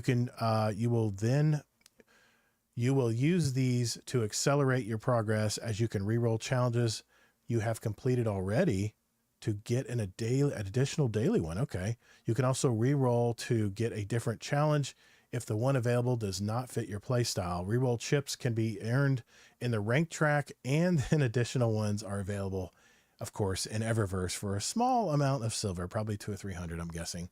They don't expire with the event, so you can carry them to the next event if you want. Moving forward, event homes will replace the event card when Destiny 2 seasonal event is live, like Solstice, Festival of Lost, The Dawning, Guardian Games, like I mentioned, and any other event coming will have their own event home filled with challenges to complete and even greater rewards to earn. And again, no premium update required for it. All rewards, all earnable, that's good to hear, right? People were tired of having to pay $10 to get the rewards in these event cards that we got usually, So at least that's a good direction. It's a good direction they're going. They say as the Edge of Fate launch date is in summer 2025 approaches, so is the new era of Destiny. We can't wait to tell you more about the many, many changes that will shake up your favorite video game and what the hobby will evolve in the coming years. Event homes will be part of that future, and you'll get a first look when Heavy Metal arrives on May 9th. Okay. I'm looking forward to this. Yeah. What do you think of this, guys? This good, bad? I'll go real quick. Who cares? What Taco thinks, because I think this is a positive.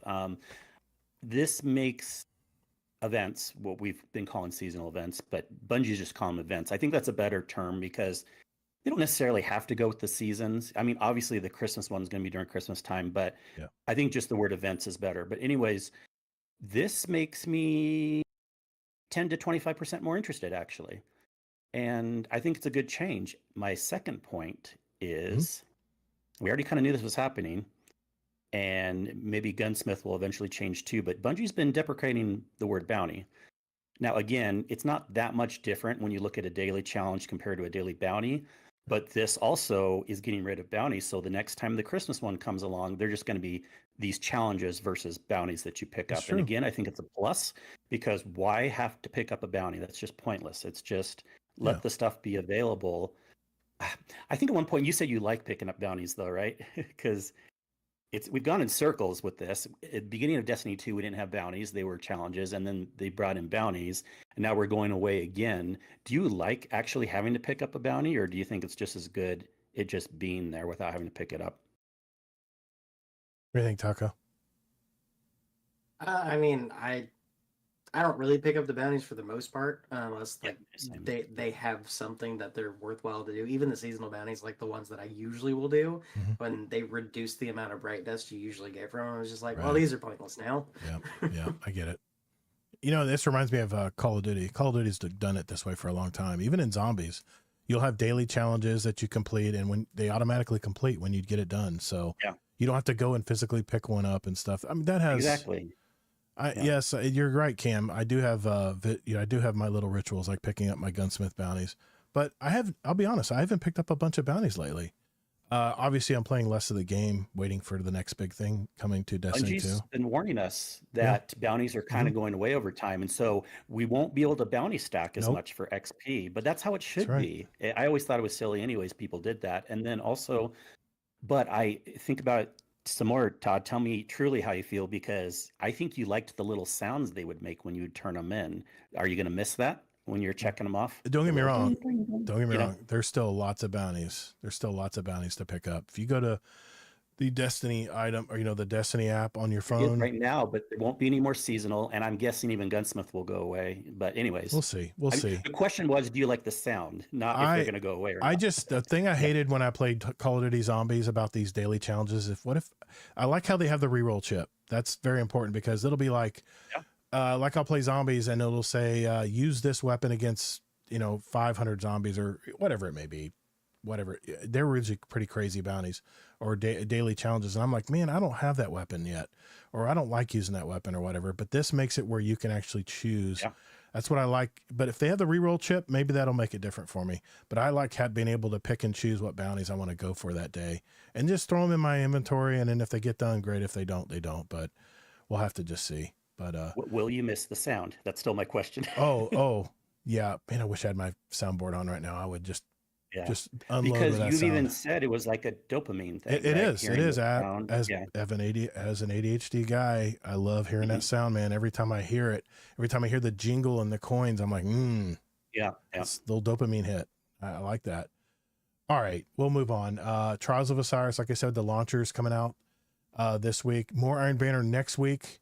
And keep in mind, May 24th, they say you might want to keep some Iron Banner Engrams if you don't need to use them this time, because the next edition, which is May 24th, there's going to be 3 new weapons added to some activities, and Iron Banner is one of them. I think I know what this is going to be, but I'll just let it play out and see what they say. But yeah, save your Iron Banner Engrams. You don't have to turn them in. This is not the last Iron Banner of the season. So if you've got all the weapons, you've got everything, you're focusing on Iron Banner next week, save them for the 24th, because there's new weapons coming. That's what I'm going to be doing. So, okay. Let's see. Moving through here.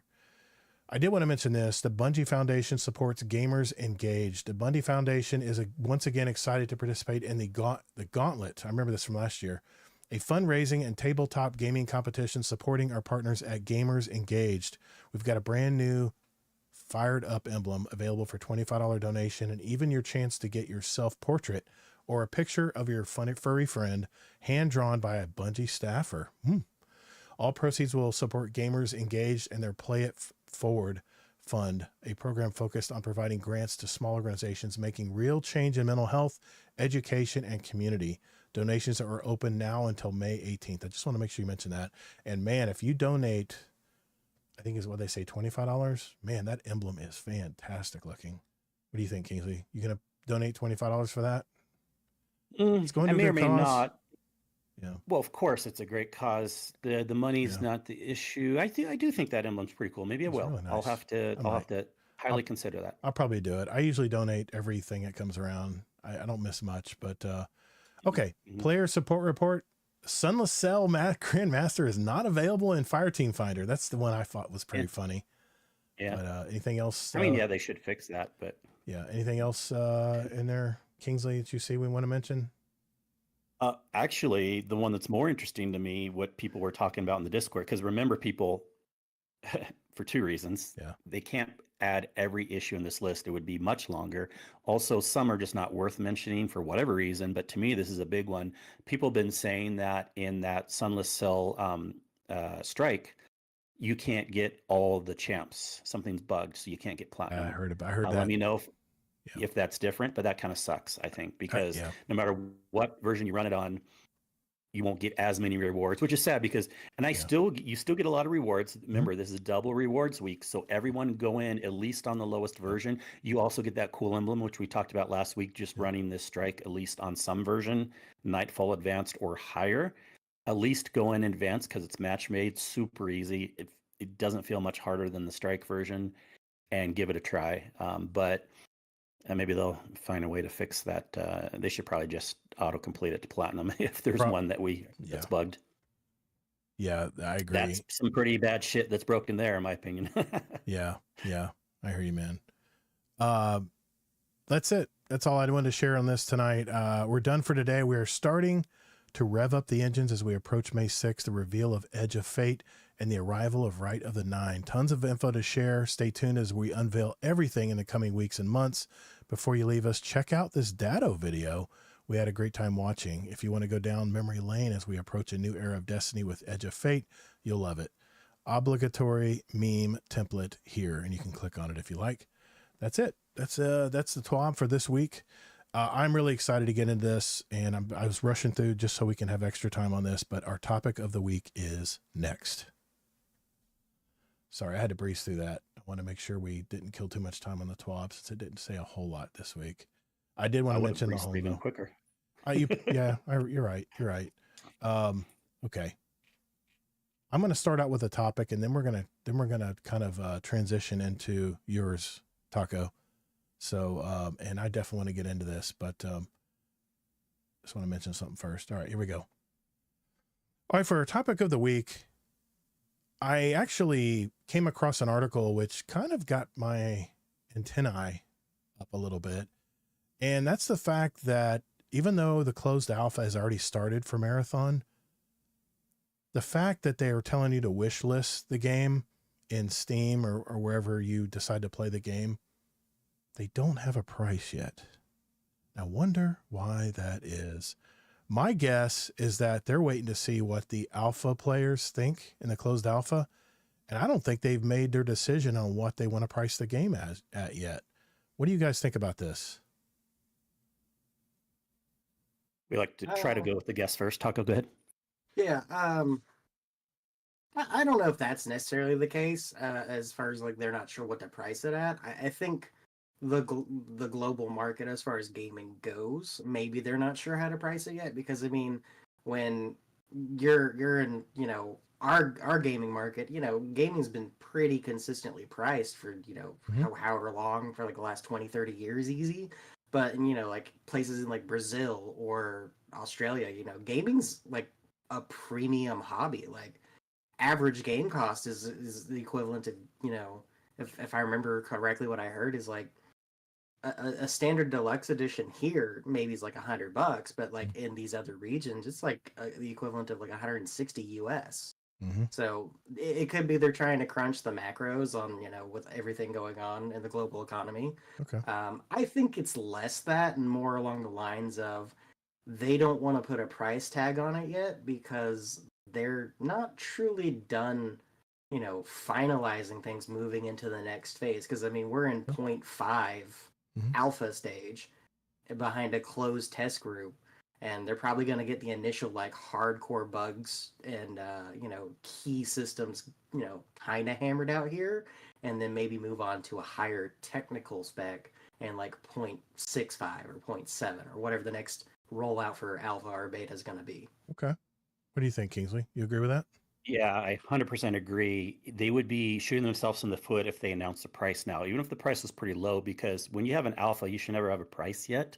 Because let's say you have a price and the alpha doesn't go well, and people have to remember alpha is not anywhere necessarily near how the final game will come out. So if they have a price and the alpha doesn't get great reception, that's worse than if they didn't tell us a price until a little bit later. Now, I think by the beta-ish, we should be getting a price, and I think we will based on the rumors I heard. As far as also the question, can they vary the price some? I think at this point, maybe only $10 one way or the other. The investors, the leadership, everyone is not going to, let's say they had a price point of 40 in their mind, right? Because we were that's a very common number that people are talking about right now. We know it's not going to be full price because we do know that. They told us it's going to be a premium price game, not a full price game. So let's say 40 was the original price they were thinking. I could see them changing that by $10. When I was talking on the DPS podcast, some people are thinking this game will actually be 50. I'm predicting 40. Maybe it can even be 30, but I don't think it's going to change that much. And I also think it's good that they didn't tell us the price yet. Okay. Yeah, I just thought that was odd. Call of Duty, man, you're pre-ordering those games like you could pre-order those games like 6, 7, 8 months ahead, even sometimes. And I'm just a little baffled why they don't have a price yet. And if they really stand behind their game and they really think it's going to be great, I think they're so worried about another Concord issue coming up. But just keep in mind, this isn't Concord. This isn't a hero shooter. It's an extraction shooter. I get that. But I think maybe they want to get more promotion in front of them first, showing off this game before they start throwing prices out there too. Plus, if you, like you said, you may have to pre-order the game to play the beta coming up. But hey, we don't have a ton of time here, man. It's September. You know, quick September is going to fly by. Yeah, but it's still a good 5.5 months based on when they first told us stuff a couple weeks ago. Okay. All right. Yeah. Well, that was my quick topic. I just wanted to bring that up because being that it was topical because the alpha was running this week. But I'm going to turn the topic that I'm really looking forward to getting into to our guest, Amazing Taco King. Floor is yours, sir. Well, before we jump into that, let me ask you one real quick question here, Todd. Would you think it'd be better, honestly, like if they had done what, Bethesda and Virtuous had just done this past week? We saw a leak for Oblivion Remastered back in January with no confirmation on it from the official studio until literally the day before, and the reveal, it literally launched and shadow dropped alongside the reveal. Would you feel like that would be a better route for Marathon to take at this point? It could be because people didn't expect this, and maybe the hype and the adrenaline when people see this, that there's a revamped version of a game they loved and grew up with. Maybe that would just be a little extra on the end, right? To get them to pull the trigger. And then they mention the price. Yeah, it could very well be what Marathon's trying to do, but I'm just going to be honest, man. I have not been sold on Marathon yet. I am not sold on this game yet. And I'm actually a little concerned. I have very high standards for Bungie games. And what I saw today, just really, I'm worried. I'm really worried. So anyway. When you say Bungie games, do you really mean anything besides Destiny? Have you played all the old Bungie I played, games? No. I played Halo. You can ask my son. I played Halo games in the past. But all the Halos and the old Marathon and Oni and no, I did not. I did not. No, I did not play the old Marathon. Todd. Bungie doesn't always make great games. Okay, all right. I mean, I played. I remember playing Halo 2 with my son, but I really played the whole campaign solo on the very last Halo game. But I've never been a super Halo fan, but just the looks were really good. But I don't know. I just have, think about it. Bungie's a 10-year-old game, and look how good and how well it feels when you grab a gun and go into Crucible or even into a raid or whatever. I have not seen many games that good. And maybe they just shot themselves in the foot and made too good a game. I don't know, but I have very high standards when it comes to a first-person shooter game from Bungie now. And I figured 6 years later, after the 10-year saga that was Destiny and continues to go on, I just expected a little bit more. That's all. That's where I'm coming from the on this. gunplay is going to be as good. You just want a different stylization, right? We'll have to see. I mean, like I said, even Astrocross noticed things were kind of fuzzy and weren't. Well, it's alpha. Right it's now. alpha. I get it. Yeah, I get that it. was also one of the key points that they said going Right. into the alpha, what to look towards, and they said here's what you should be talking about as far as like reporting things, and they literally said in one of the bullet points is like, we understand this is not fully developed, this is not Right. fully fleshed out. Some instances and graphicals are not there. So I mean, I think basing it on Even some how it gunplay looks stuff's not currently, there yet. Yeah. is not 100% where it needs to be. And then also I think honestly, because you mentioned look how great Destiny has been. Like you gotta remember back when Destiny first came out, the gunplay wasn't as great as it is. I thought it was good back then. I came from I mean, Call of even Duty, back which then- was the king of shooters back then. I mean, I think I was coming from Black Ops 2. I don't know. I played so Well, many he didn't Call say it of Duty wasn't games. good. He said it wasn't as good as it is now. I don't know, Yeah, man. they definitely refined it. Okay. I still remember it feeling really good back in Destiny 1 days. Well, it was good. Yeah. Yeah. Okay. Well, go ahead, Amazing Talk King. Go on with your topic. I don't want to kill too much time here. I want to get into this. Okay. Yeah. So for my topic, I brought with me. I figured I'd ask this because I'm not much of a PvPer, and I know Kingsley says he's not much of a PvPer as well. With you being a PvP main, Todd, with Marathon coming later this year and going into Alpha this week, do you think Bungie will keep letting PvP elements of Destiny 2 stagnate more? And keep adding these small little patch notes for the sandbox, just essentially band-aids for what feel like sometimes big wounds in gap and like gameplay elements, or do you think at this point they're not able to fix them and they can only keep throwing little band-aids out because either the limitation of the engine or just because they've decided to move on to a different PvP project? I have a little bit to say about this. And I mean, I think anybody who plays Crucible over the last 5 years knows that Bungie has kind of treated Crucible like it's redheaded stepchild. No offense to redheads. The Crucible community has cried out so many times that of things they need to do to make this game better. And Bungie's just really not replied really much to it. I mean, I have to give them credit. The fact that they revamped Trials was a really big step. I mean, I think that was a great change for Trials of Osiris, especially for Crucible players out there that are kind of on the fence playing Trials or maybe intimidated by playing it. And I was one of those players. If I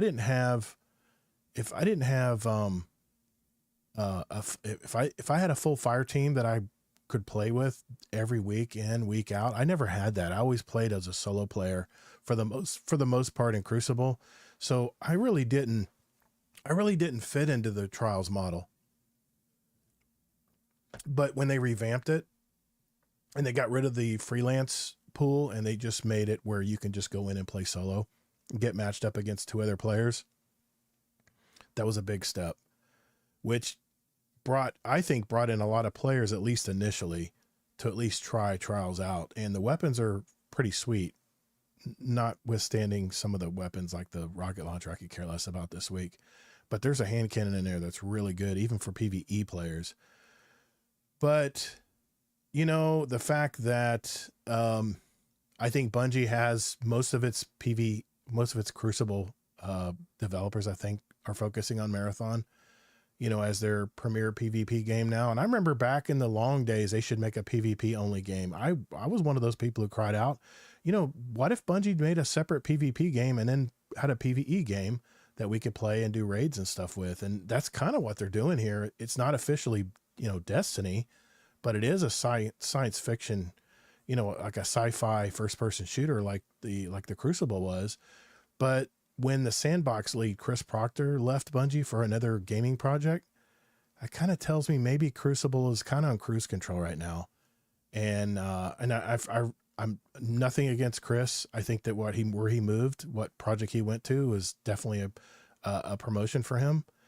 But maybe I'm thinking that maybe he saw what was coming up for Crucible, and I can't put words in his mouth, but I'm just speculating at this point. But maybe he saw something that, you know, that maybe Crucible was going to be kind of left alone for a while.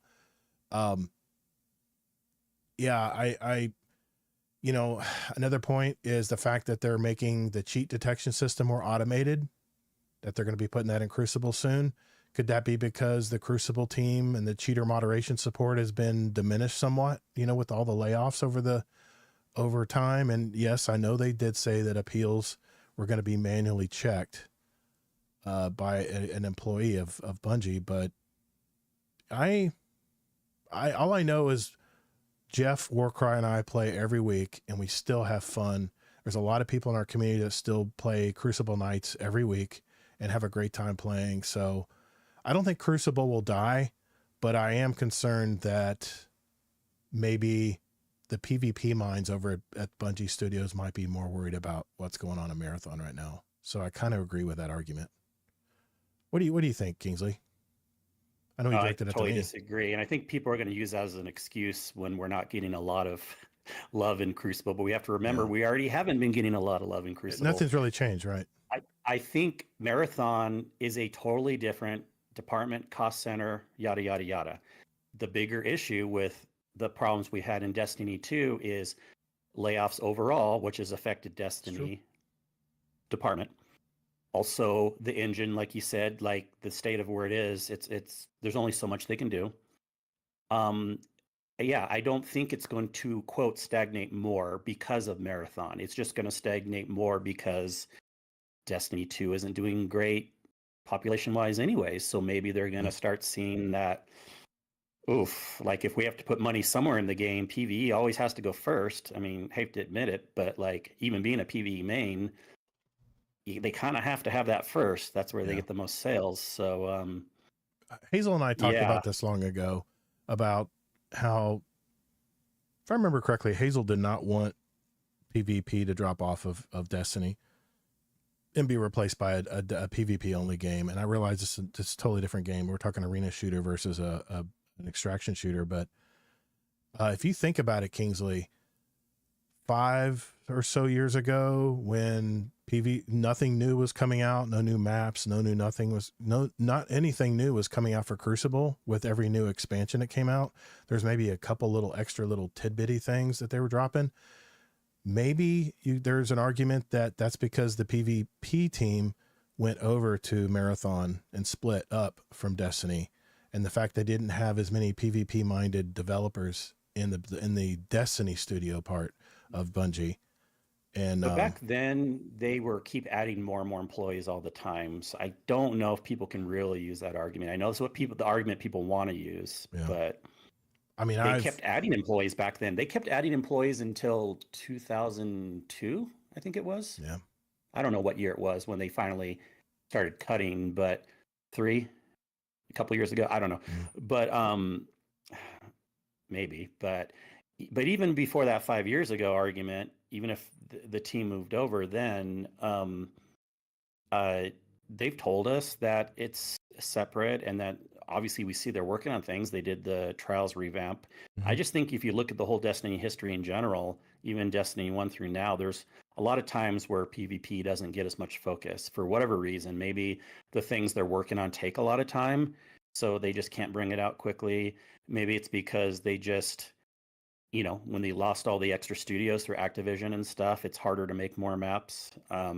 There can be a lot of reasons why, but I don't think Marathon has much of an effect on the teams that are currently in Destiny. And I know people are going to blame it. They're going to not believe it. They're going to be like, I see this now with everything, PvE also. If Marathon does good or bad, people are going to complain in Destiny. If Destiny is not getting the love that they want, they are going to blame it on Marathon. And I kind of am getting sick of the argument, even though it's not even here yet.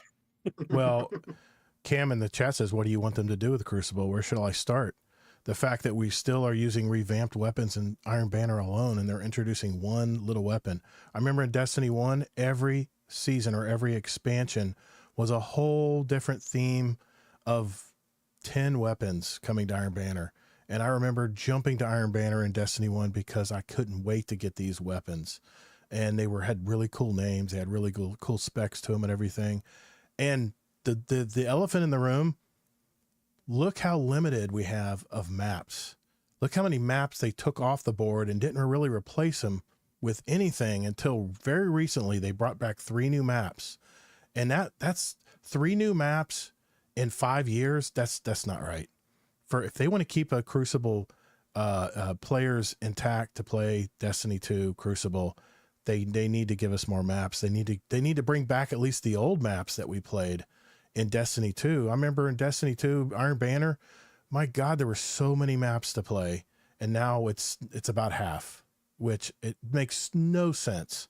They can call it sunsetting or whatever, or content vault or whatever. I don't care. They need to bring all these maps back. So that's what they need to do with the Crucible, Cam. But, well, I'm curious what you have to think about this. Taka, what do you think, man?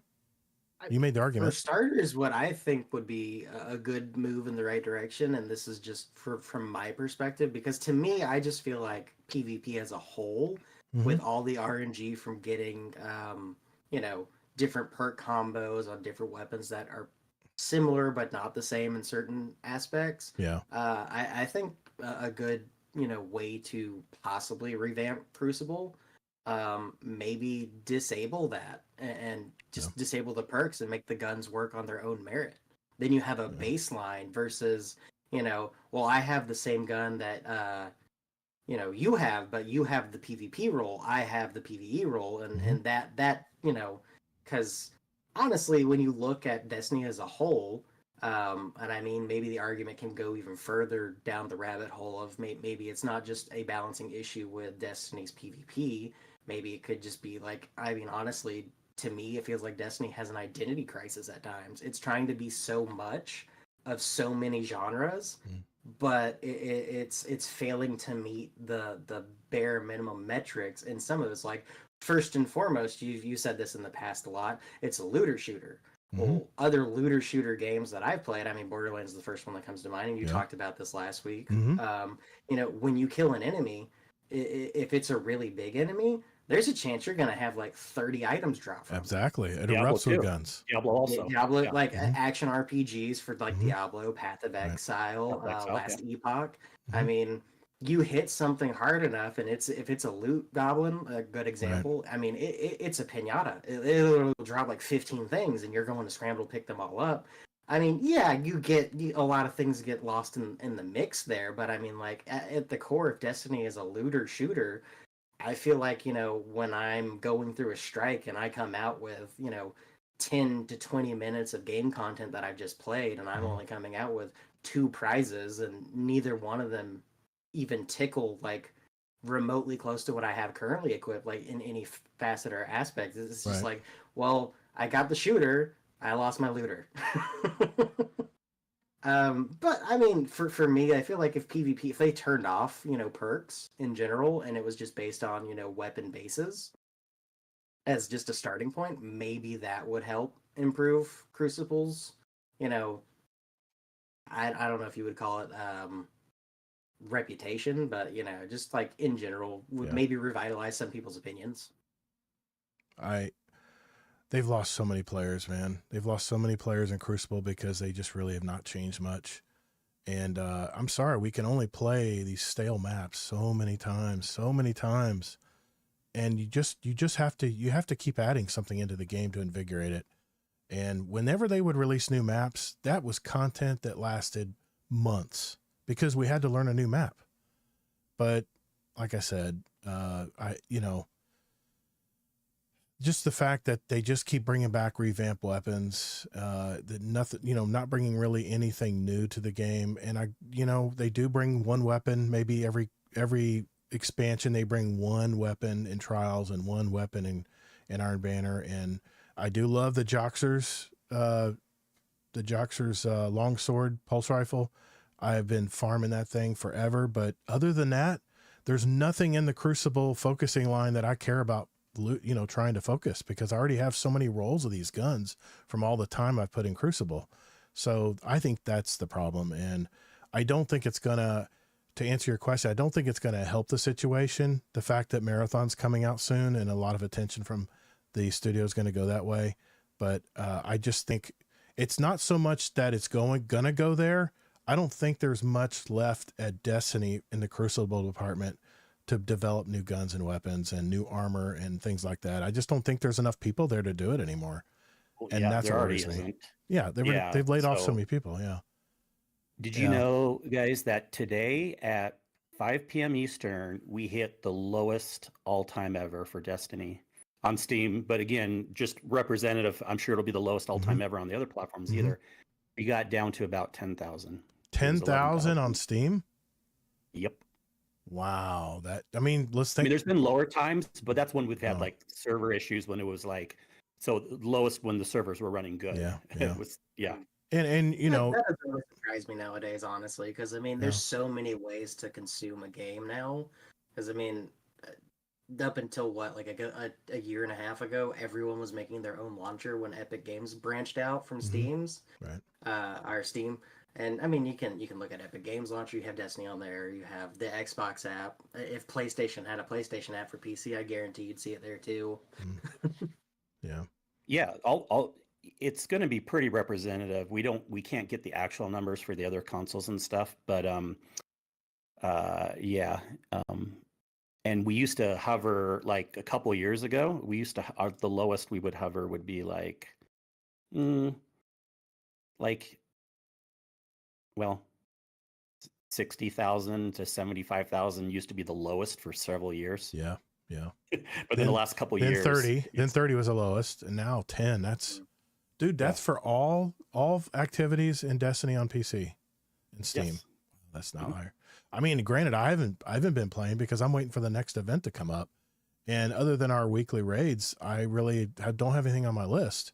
I play comp or we've had other times where we haven't had things to do in previous years too. So it's still representative worse right now than it's been in previous years. Do you think the Marathon alpha had something to do with that? Maybe eyes are more on the alpha. You don't think so? No, because first of all, we don't know that many people in the community that actually even got codes. It's very, very, very, very It's small definitely percentage. thin. Yeah. And Well, also, it probably did help. Sorry to butt in, No, but go ahead. it probably did help. Also, I mean, the fact that majority of Destiny streamers have access codes, so Yeah, those that's are your true. usual day-to-day grinders. So That's true. maybe That was had a yesterday. small effect. yesterday, Destiny did good, actually. It was today that was really bad. Yesterday, Destiny's lowest point was 23,000. Wow. Hmm. That's crazy. No, I'm sorry. At one point, it got down to 15. I'm forgetting the whole thing here, but today 10,000. it got down to about 10. 10,000. I've never heard that number. Well, I think also the small underlying contributing fact to that too is 10 years in the making, the storyline in Dark Saga. Mhm. A lot of people probably just tied a nice little bow on the package and said, Yeah. I've had my fun. Yeah. Bungie has some issues with No doubt. Destiny. No doubt.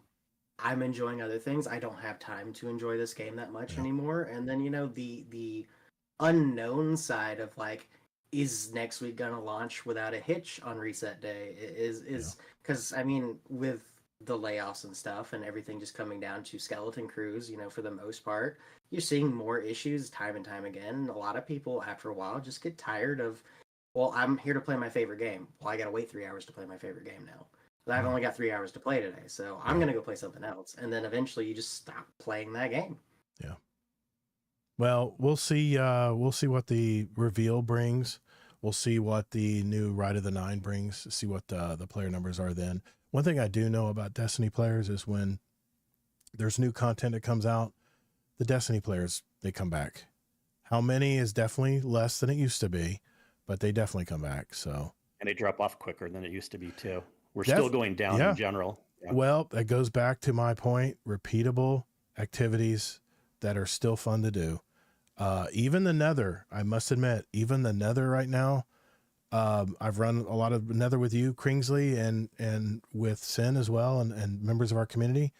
And I'm just not as excited about it anymore. I've already run it. I know all the encounters. I know the loot. I'm not really trying to get my Tomb of Want fully ranked up. I just don't see the need to do it because I play what I want to play in the game, and that's usually raiding and Crucible.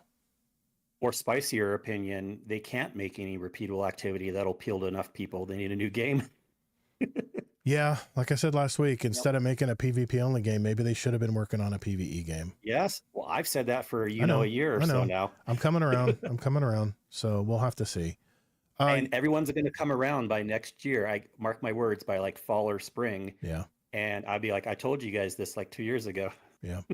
We'll have to see. If Marathon is starts off with a bang and then it starts to fade, people start to go back to their normal games that they stream and have been doing for years with like Fortnite and other extraction shooters out there.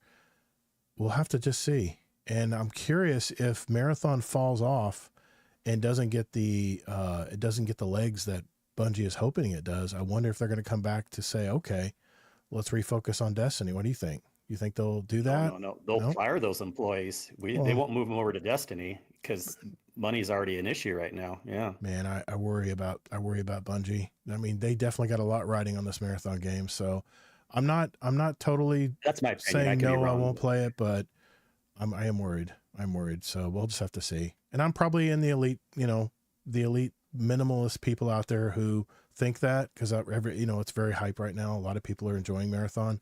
I'll just sit back and watch and see what happens. So I hate to be negative about games, but yeah, I'm just from what I'm seeing. Negative, it's realistic. Negative from what I'm seeing. Like, I'm not trying to dispel and saying Marathon sucks because I haven't played it. I can't say it sucks. But it's your opinion. Yeah. Negative is only if you're using like harsh words. And see, this is a little true diatribe I like to go on. Mm-hmm.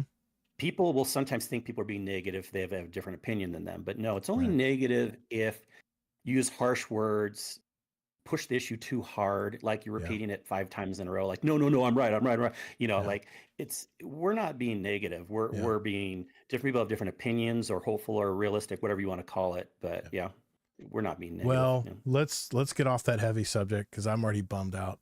But let's bring out the best.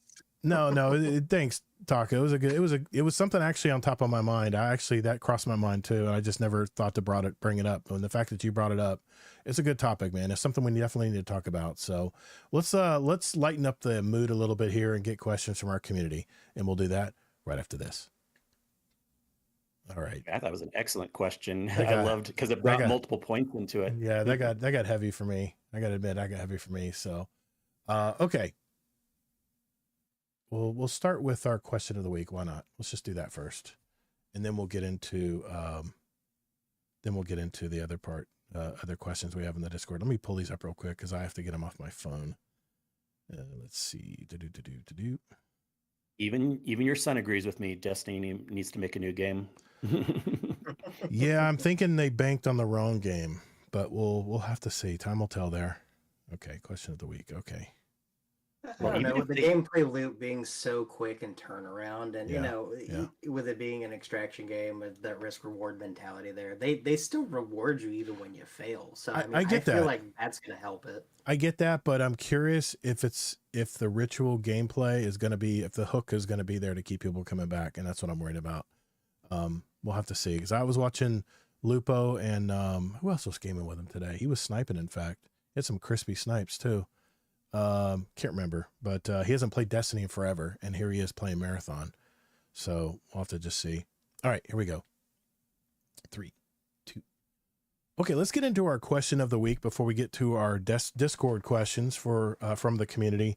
This week, our question was, now that Heresy's story is complete, what are you going to do in Destiny 2 until Edge of Fate arrives this summer? A, I'm still finishing story content. That was 8%.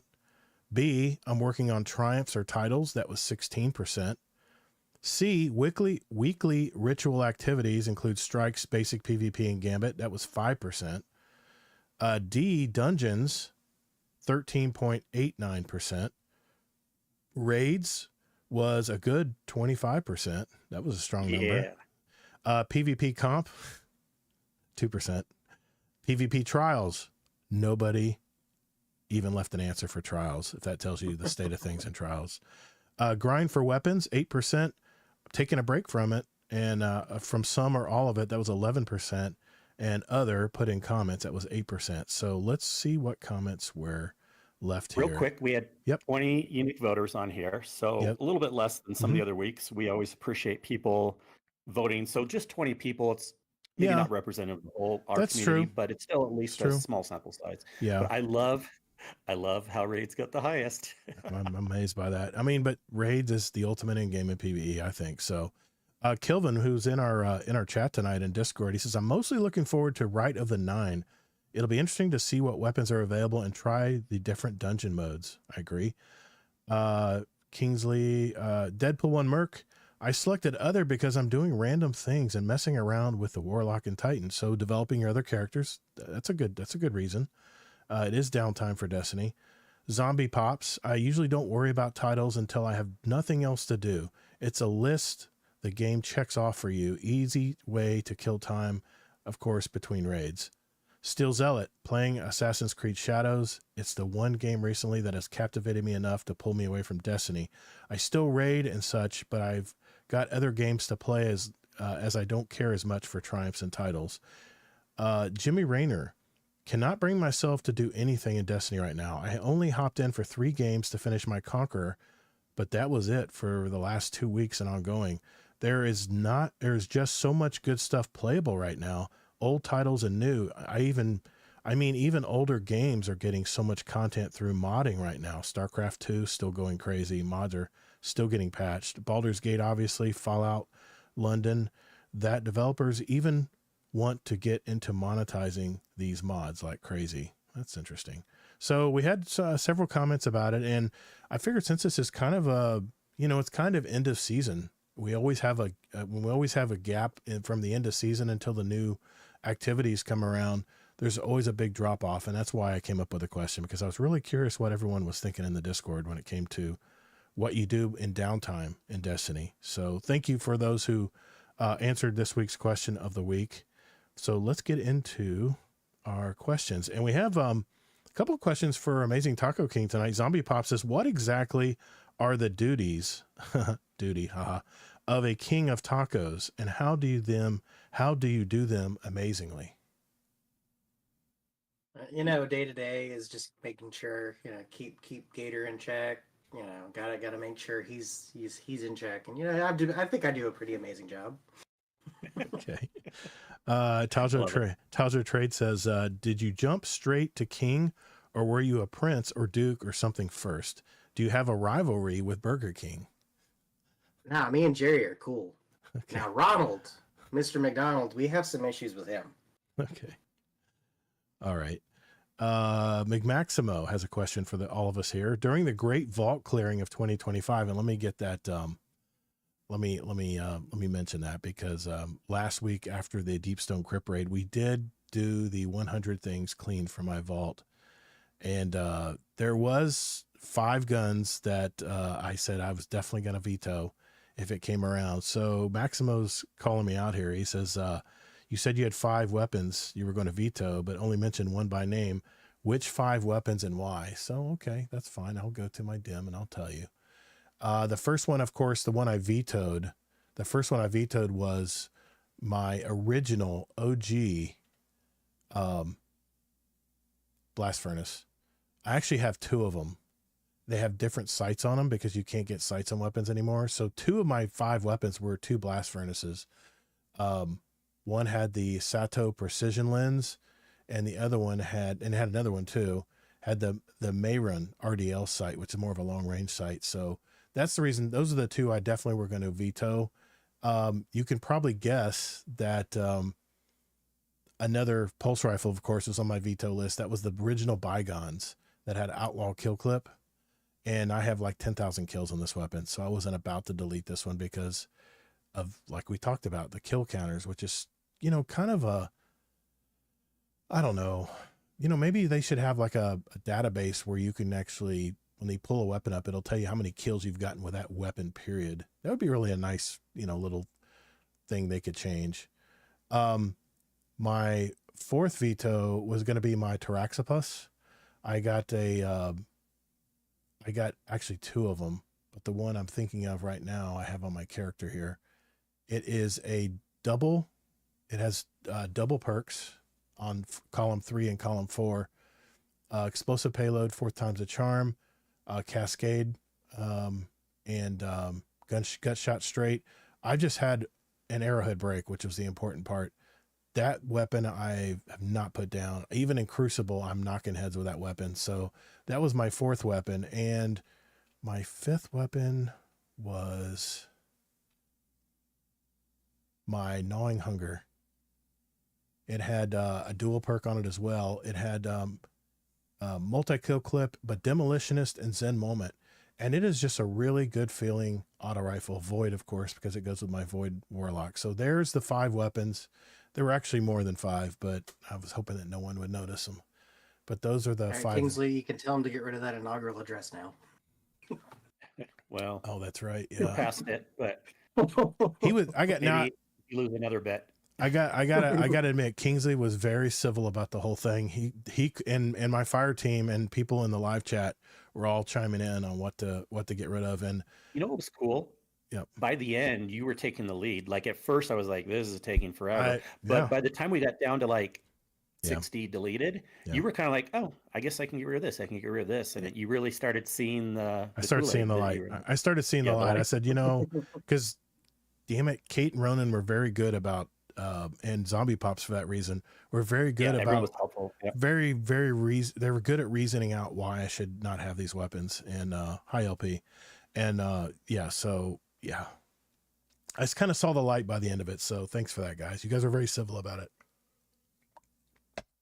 So did the inaugural address make the cut? Yeah, there only was the one veto that he had to use. I guess the other ones just didn't come up. You know, Yeah, inaugural address. I still have it. Yeah, I will never delete that weapon.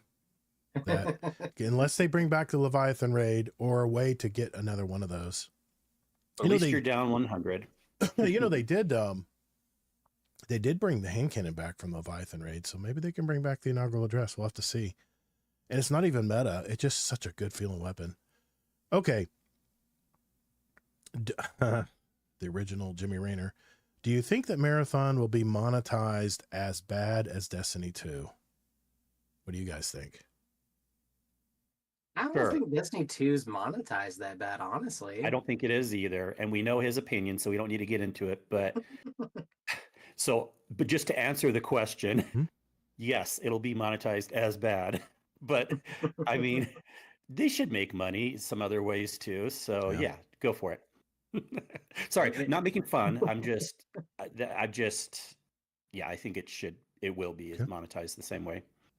If this is bad monetization, we should show them Diablo 4's story. Yeah, there's some bad ones out there, even worse. Well, But and people can still have a rightful opinion on, yeah, well, Destiny 2 is really bad. Diablo 4 is like horrible, but for some reason, I don't think Destiny 2 is that bad. Well, So here's what I'll say, and it's the only thing I'm going to say about monetization in Destiny 2. There's no pay to win in Destiny 2 for 99.9%. yeah, The very rarely. harmonic balancers, I think at one point, no, you can't even buy those. You can't even buy those. Well, there was a time, remember, Yeah. too, but then they fixed it where They like patched it shotgun up. scopes or something Yep, would shoot further. Mm-hmm. Certain ornaments, yeah. Ornaments, yep. hmm That's a very light case. Like I said, 99.9%. It's Mhm. always cosmetic if you want to spend the money. So, I think they're going to monetize. But as bad, as much, do you think? Or I actually don't think they will at first because there won't be as much to do probably. But I think it Yeah. could get to the same level. Yeah. I can't. Yeah, I know they have the black market and stuff and areas you can buy and trade stuff. I don't know. I'll have to see. I don't know enough about Marathon yet to make that determination. Mr. Dead Rabbit, light subclasses have more than one super to choose from, but not the darkness ones. What would you like to see super-wise for stasis on each character? Talking to the stasis main here. You think Amazing Taco King? What one super would you super-wise would you want on each stasis on each character? I want to see a melee warlock super. I would What? 100% see a melee warlock super. I don't Like care the- if it's like the drunk- Stasis, Strand. Like the Drunken Titan one? Where Yes. you're swiping by with your little your little hook arms and you miss your topic because, oh my gosh, that's what's crazy. Honestly, you know what would be a really cool super opportunity if just going into stasis, they could do something along the lines of take like the animations of the Harvester Scythe and give us a stasis Warlock Scythe. I think that'd be kind of cool. Okay. You're throwing Hmm. you do melee attacks to generate stasis crystals, and then maybe as your heavy attack you throw out a small projectile that turns into a sentry. I think that'd be honestly awesome. Okay. You got any ideas, Kingsley? So the Anything question you was, wanna- what super would I want to see on Yeah, Stasis? because if you notice, there's extra supers except on stasis. So what supers would you add to the other characters with a stasis subclass? What? No, I think it was what would I want to see on? Yeah, I wouldn't want to see anything. I don't care about Stasis. I know that's a funny answer, but it wasn't mainly stasis. It was for darkness subclasses. Yes, if true. you could see extra. Well, see, you deleted the question supers. early again. No, I didn't. thought I you didn't. said No, at I've the got it end- right here. Do you got? were you? Okay. Read the last line. You're right. I did delete it already. Sorry. I No, thought but the last line said something he was like, saying that all the light subclasses have different kinds of supers. I know, but at the end, didn't he say, "What do you want to see for Stasis"? I thought that was the actual question. Yeah. What I don't would want you to see anything for Stasis. I honestly It's don't. the if it's the F and I show. I'm not a fan. Sorry, Amazing Taco King. Not a fan of stasis. Sorry, I take questions very literally. I know he said the first part, I'm realizing that. I'm realizing that. So for role reversal here, if we got a melee stasis warlock, Mhm. would you think it'd be kind of cool to see a ranged Titan stasis Iron Man super? Sure. Sure. Yeah, sounds fun. Yeah. I'm not Just going to not say I'm gonna- going to be mad if they bring something. I'm just not going to use it. I'm just probably not going to use it I'm much just not either. going to use it. I might rather throw a Nova Bomb at somebody and obliterate them. Vaporize All them. right, well, let's add on to that. What would you want to see for a Strand super? Well, that's the thing. I guess to answer the first part, the first sentence, yeah. I don't care that there's only one for any of the dark. I don't even care that there's multiple for the light. Yeah. It's kind of cool, but then see, they're kind of shooting themselves in the foot now if people would expect it. And it would get to the point of like having too many weapons too. Like, yeah, people would be all temporarily hyped maybe, but as we've learned, usually a majority, like only one of, even on the light subclasses, usually only one per subclass that is good anyways. So do we really need 3? Do we really need 2? Just I don't know. All I'm I just know, being skeptical here. all I know is I'm still having nightmares about having to go get the stasis fragments for each of my characters to get it unlocked on my other characters. That was so painful to do. And they have never changed it. You still have to, you don't have to pay for it now, but you still have to go through those missions and repeat them over and over and over and over again to unlock each fragment. Versus on Neptune, you just collect these materials and you can go and just start buying them. That's the way they should have done stasis, but it's too late. It's too late. So I'm not a fan. Not a fan. Sorry.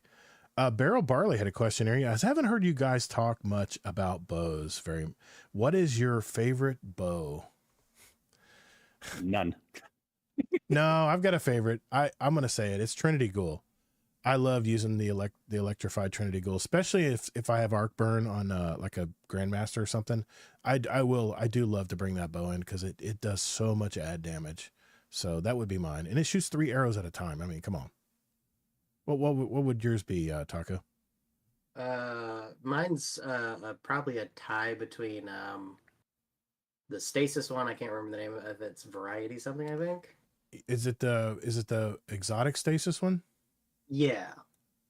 Yeah, I've got that It's one. that. As far as an exotic would go, it would be that or Leviathan's Breath, because Leviathan's Breath was one of the only few exotic weapons that I actually hunted down to get and did that quest. Oh, actually, if we're talking heavy bow, you know where I'm going, right? It'd have to be Leviathan's Breath. So yeah, I agree. Leviathan Breath is so fun watching that thing explode.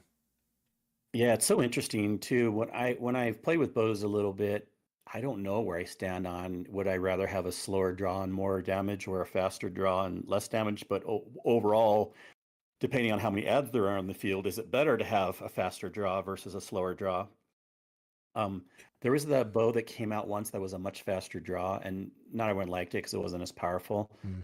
But I think I kind of liked it when I played around with it a little bit. So maybe I'll go with that answer. Hmm. But I don't even remember its name, and I don't really, have a favorite bow. Well, the Stasis exotic is called Verglass Curve. Yeah, I was just about to say that. I played with that one for quite a bit. I love how it throws the stasis crystals around. I've had fun playing with that one too, but it's not my favorite. I like electrifying everything. Yeah. Out of non-exotic bows, I would say it'd probably be the one from season of it's not Risen, but the Lightfall season, where you were the Queen's Guard. I can't remember the name of the season now. But that crafting bow, that was really good. It's got a lot of fun perks that you can mess around with. Okay. You remember the name at all? Oh, no worries.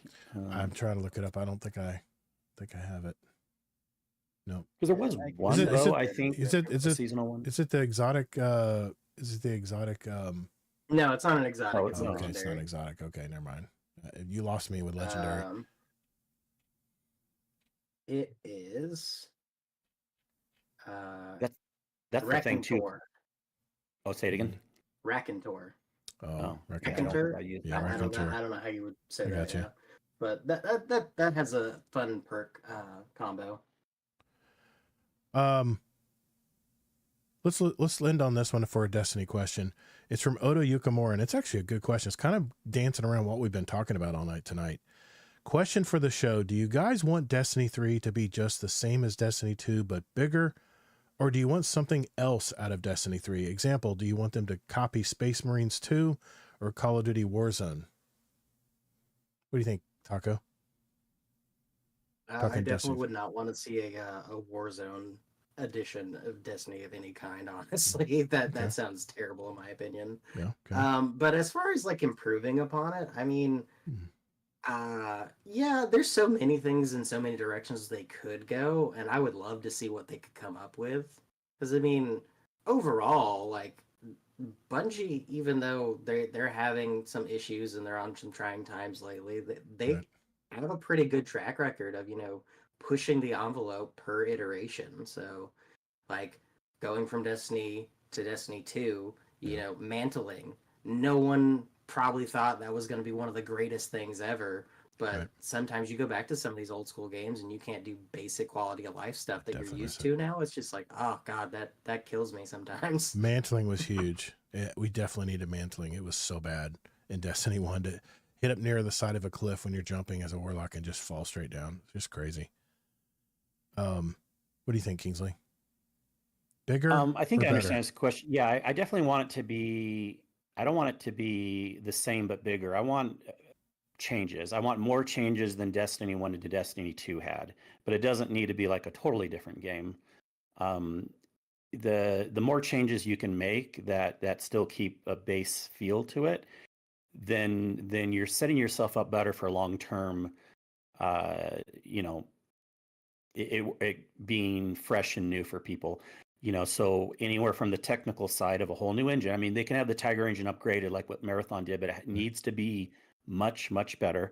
And then on the content side, all new planets, locations, whatever, all new weapons, start over, reset, and enough changes. We talked about they can't really do this with the current engine. Astrocross was talking about and stuff like have things like loot things that explode out of enemies from just random things as we're in activities. Have some other type of movement tech, omnidirectional, whatever. I mean, we're kind of have really good movement in Destiny, but I do want to see a good amount of changes, more than just same as D2 but bigger. For me, it's all about systems and progression. That's what's going to have to improve for me. They're going to have a more innovative progression, because that's what fuels me to play. And that's what fueled me to play multiple accounts, even because I loved ranking up my Guardian. That was the fun part about playing this game. But time starts eluding you and you don't have the time that you used to. Ever since I've become a content creator and a podcaster, my time playing Destiny has really diminished, because it takes a lot of your time to prepare for a show and stuff. And when you see your friends out there playing during the day and you're like, damn, I got to work. I want to play, but I can't. But little things like that. But better systems. They need to improve on the quality of life stuff that we hated in Destiny 2. Obviously, that's a big jump up. but the progression system has to give me that dopamine, man. It's got to give me that feel that I'm getting stronger. And I would really be worried if they went to another engine that the Destiny gun feel would change. That's my biggest fear, but I'd have to see. But that's what I would think. Yeah. You can, gunplay isn't totally directed on the engine.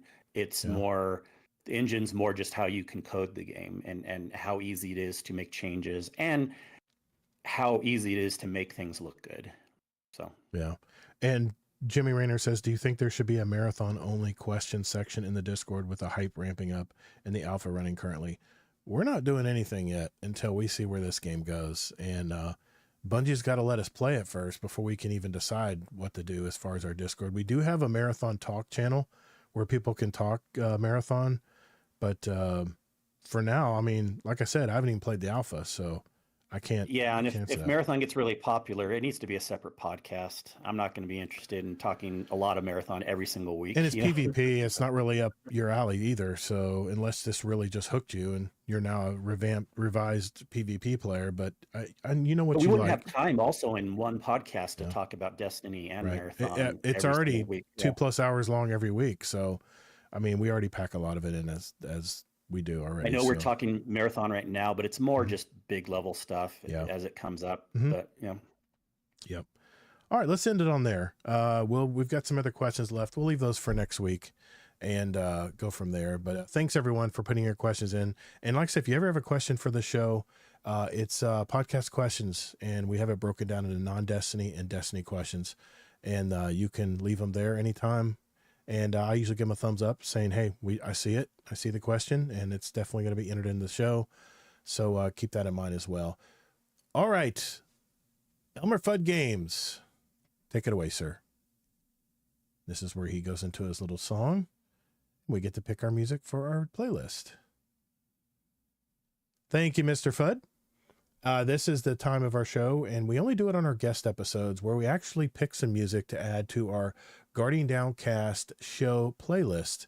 It's just a little something that myself and sometimes Kingsley add to our playlist, and something we'd like to listen to, and we hope that you might follow along and listen to it as well. Just search for Guardian Downcast show playlist on Spotify, and we do have the same playlist in Apple Music as well. The links are always in our show notes down below if you ever want to follow along and see what we have. We now have 1,234 songs representing all of us and all of our past guests, and ever since July of 2019, it's kind of a time capsule. So yeah, that's where we're at. So I'm going to go to our guest first, Amazing Taco King. What did you add to our playlist tonight, and why, sir? This has been one of my favorite songs probably since, I was in school. That's how old I am, surprisingly, even though I don't sound it. But I put Tears Don't Fall by Bullet for My Valentine. And the reason I put it in there is I did scroll through the playlist, and I noticed, had a lot of Avenged Sevenfold, some great 80s metal band. No Bullet. I'm a huge metalhead. Metalcore, is kind of where I've mostly kind of stemmed to these last few years. But I'm a huge Slipknot fan. And the main reason is, one, love the band. I have all their albums. I've listened to everything they got. And then two, I'm actually going to be seeing them on their Poison Ascendancy tour coming up soon. They're coming to Atlanta next month, May, and I'm going to see them. Trivium's, the other headliner of that tour. Looking forward to that. And I actually got tickets for me and a few of my friends, and I got full meet greet packages for the bands. So 2 of us are going to go meet Trivium, 2 of us are going to go meet Bullet. I'm going to go meet Bullet. Trivium. Nice. Well, tell Matt I said hey. Let's see, for my song choice of the week, this is another indie rock band. I can't remember where I heard them. I might have been just sampling some new music out lately, but this is a band from Wimslow, Cheshire, UK. They formed in 98. Kind of like I said, they have a new album out, and they haven't even released the album yet. They just released some singles. The new album is called Constellations for the Lonely, and the song I chose is off their new album called Cold Dreaming. It's just something about this. It has a cool sound. It's an easygoing kind of rock vibe that the chorus is fantastic in it. I judge a lot of songs on how it goes to its chorus. And the instrumentation's really good. There's some strings and stuff in it as well. So has that big full sound when you listen to it. You know, I like new music. I like this kind of song. It's kind of right up my alley, style wise. So the band to check out is called Doves. Another yet underrated UK band out there. So that's my pick for this week. All right. I think that is it, guys. Am I forgetting anything here? I think that is our show. You're forgetting how awesome our guest was. No, Of course, of Yeah. course, of course. We had a great discussion with everything. Yeah, we tonight. did. And my son definitely made it spicy tonight. That's for sure. Thank you, Amazing Taco King, for stopping by tonight, man. How can people reach you out there in the interwebs if you're so inclined? Yeah, I'm Amazing Taco King and pretty much all the places, but I really don't use any of the places. So mostly you'll just find me in Discord. No, I don't really interact too often, but I'm always lurking. So if you ever want to reach out, just message me, and who knows, maybe we'll form a new raid team. Sounds good. I would look forward to that. Yeah, that would be fun. I'd look forward to that as well.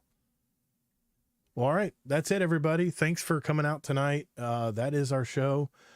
We thank you for stopping out live and talking with us in the chat, in the Discord, in the Twitch and YouTube channels as well. Yeah, I think I'm going to call it a night right there, guys. Thank you very much for stopping out, and we will see you guys in the Discord. Later, Guardians. Have a good one. You timed that perfect that time. Yeah, I waited for you. I'll just wait for you each time. Or it can be the joke to actually stumble over each other. Some podcasts will do that as a joke purposely, you know. Where the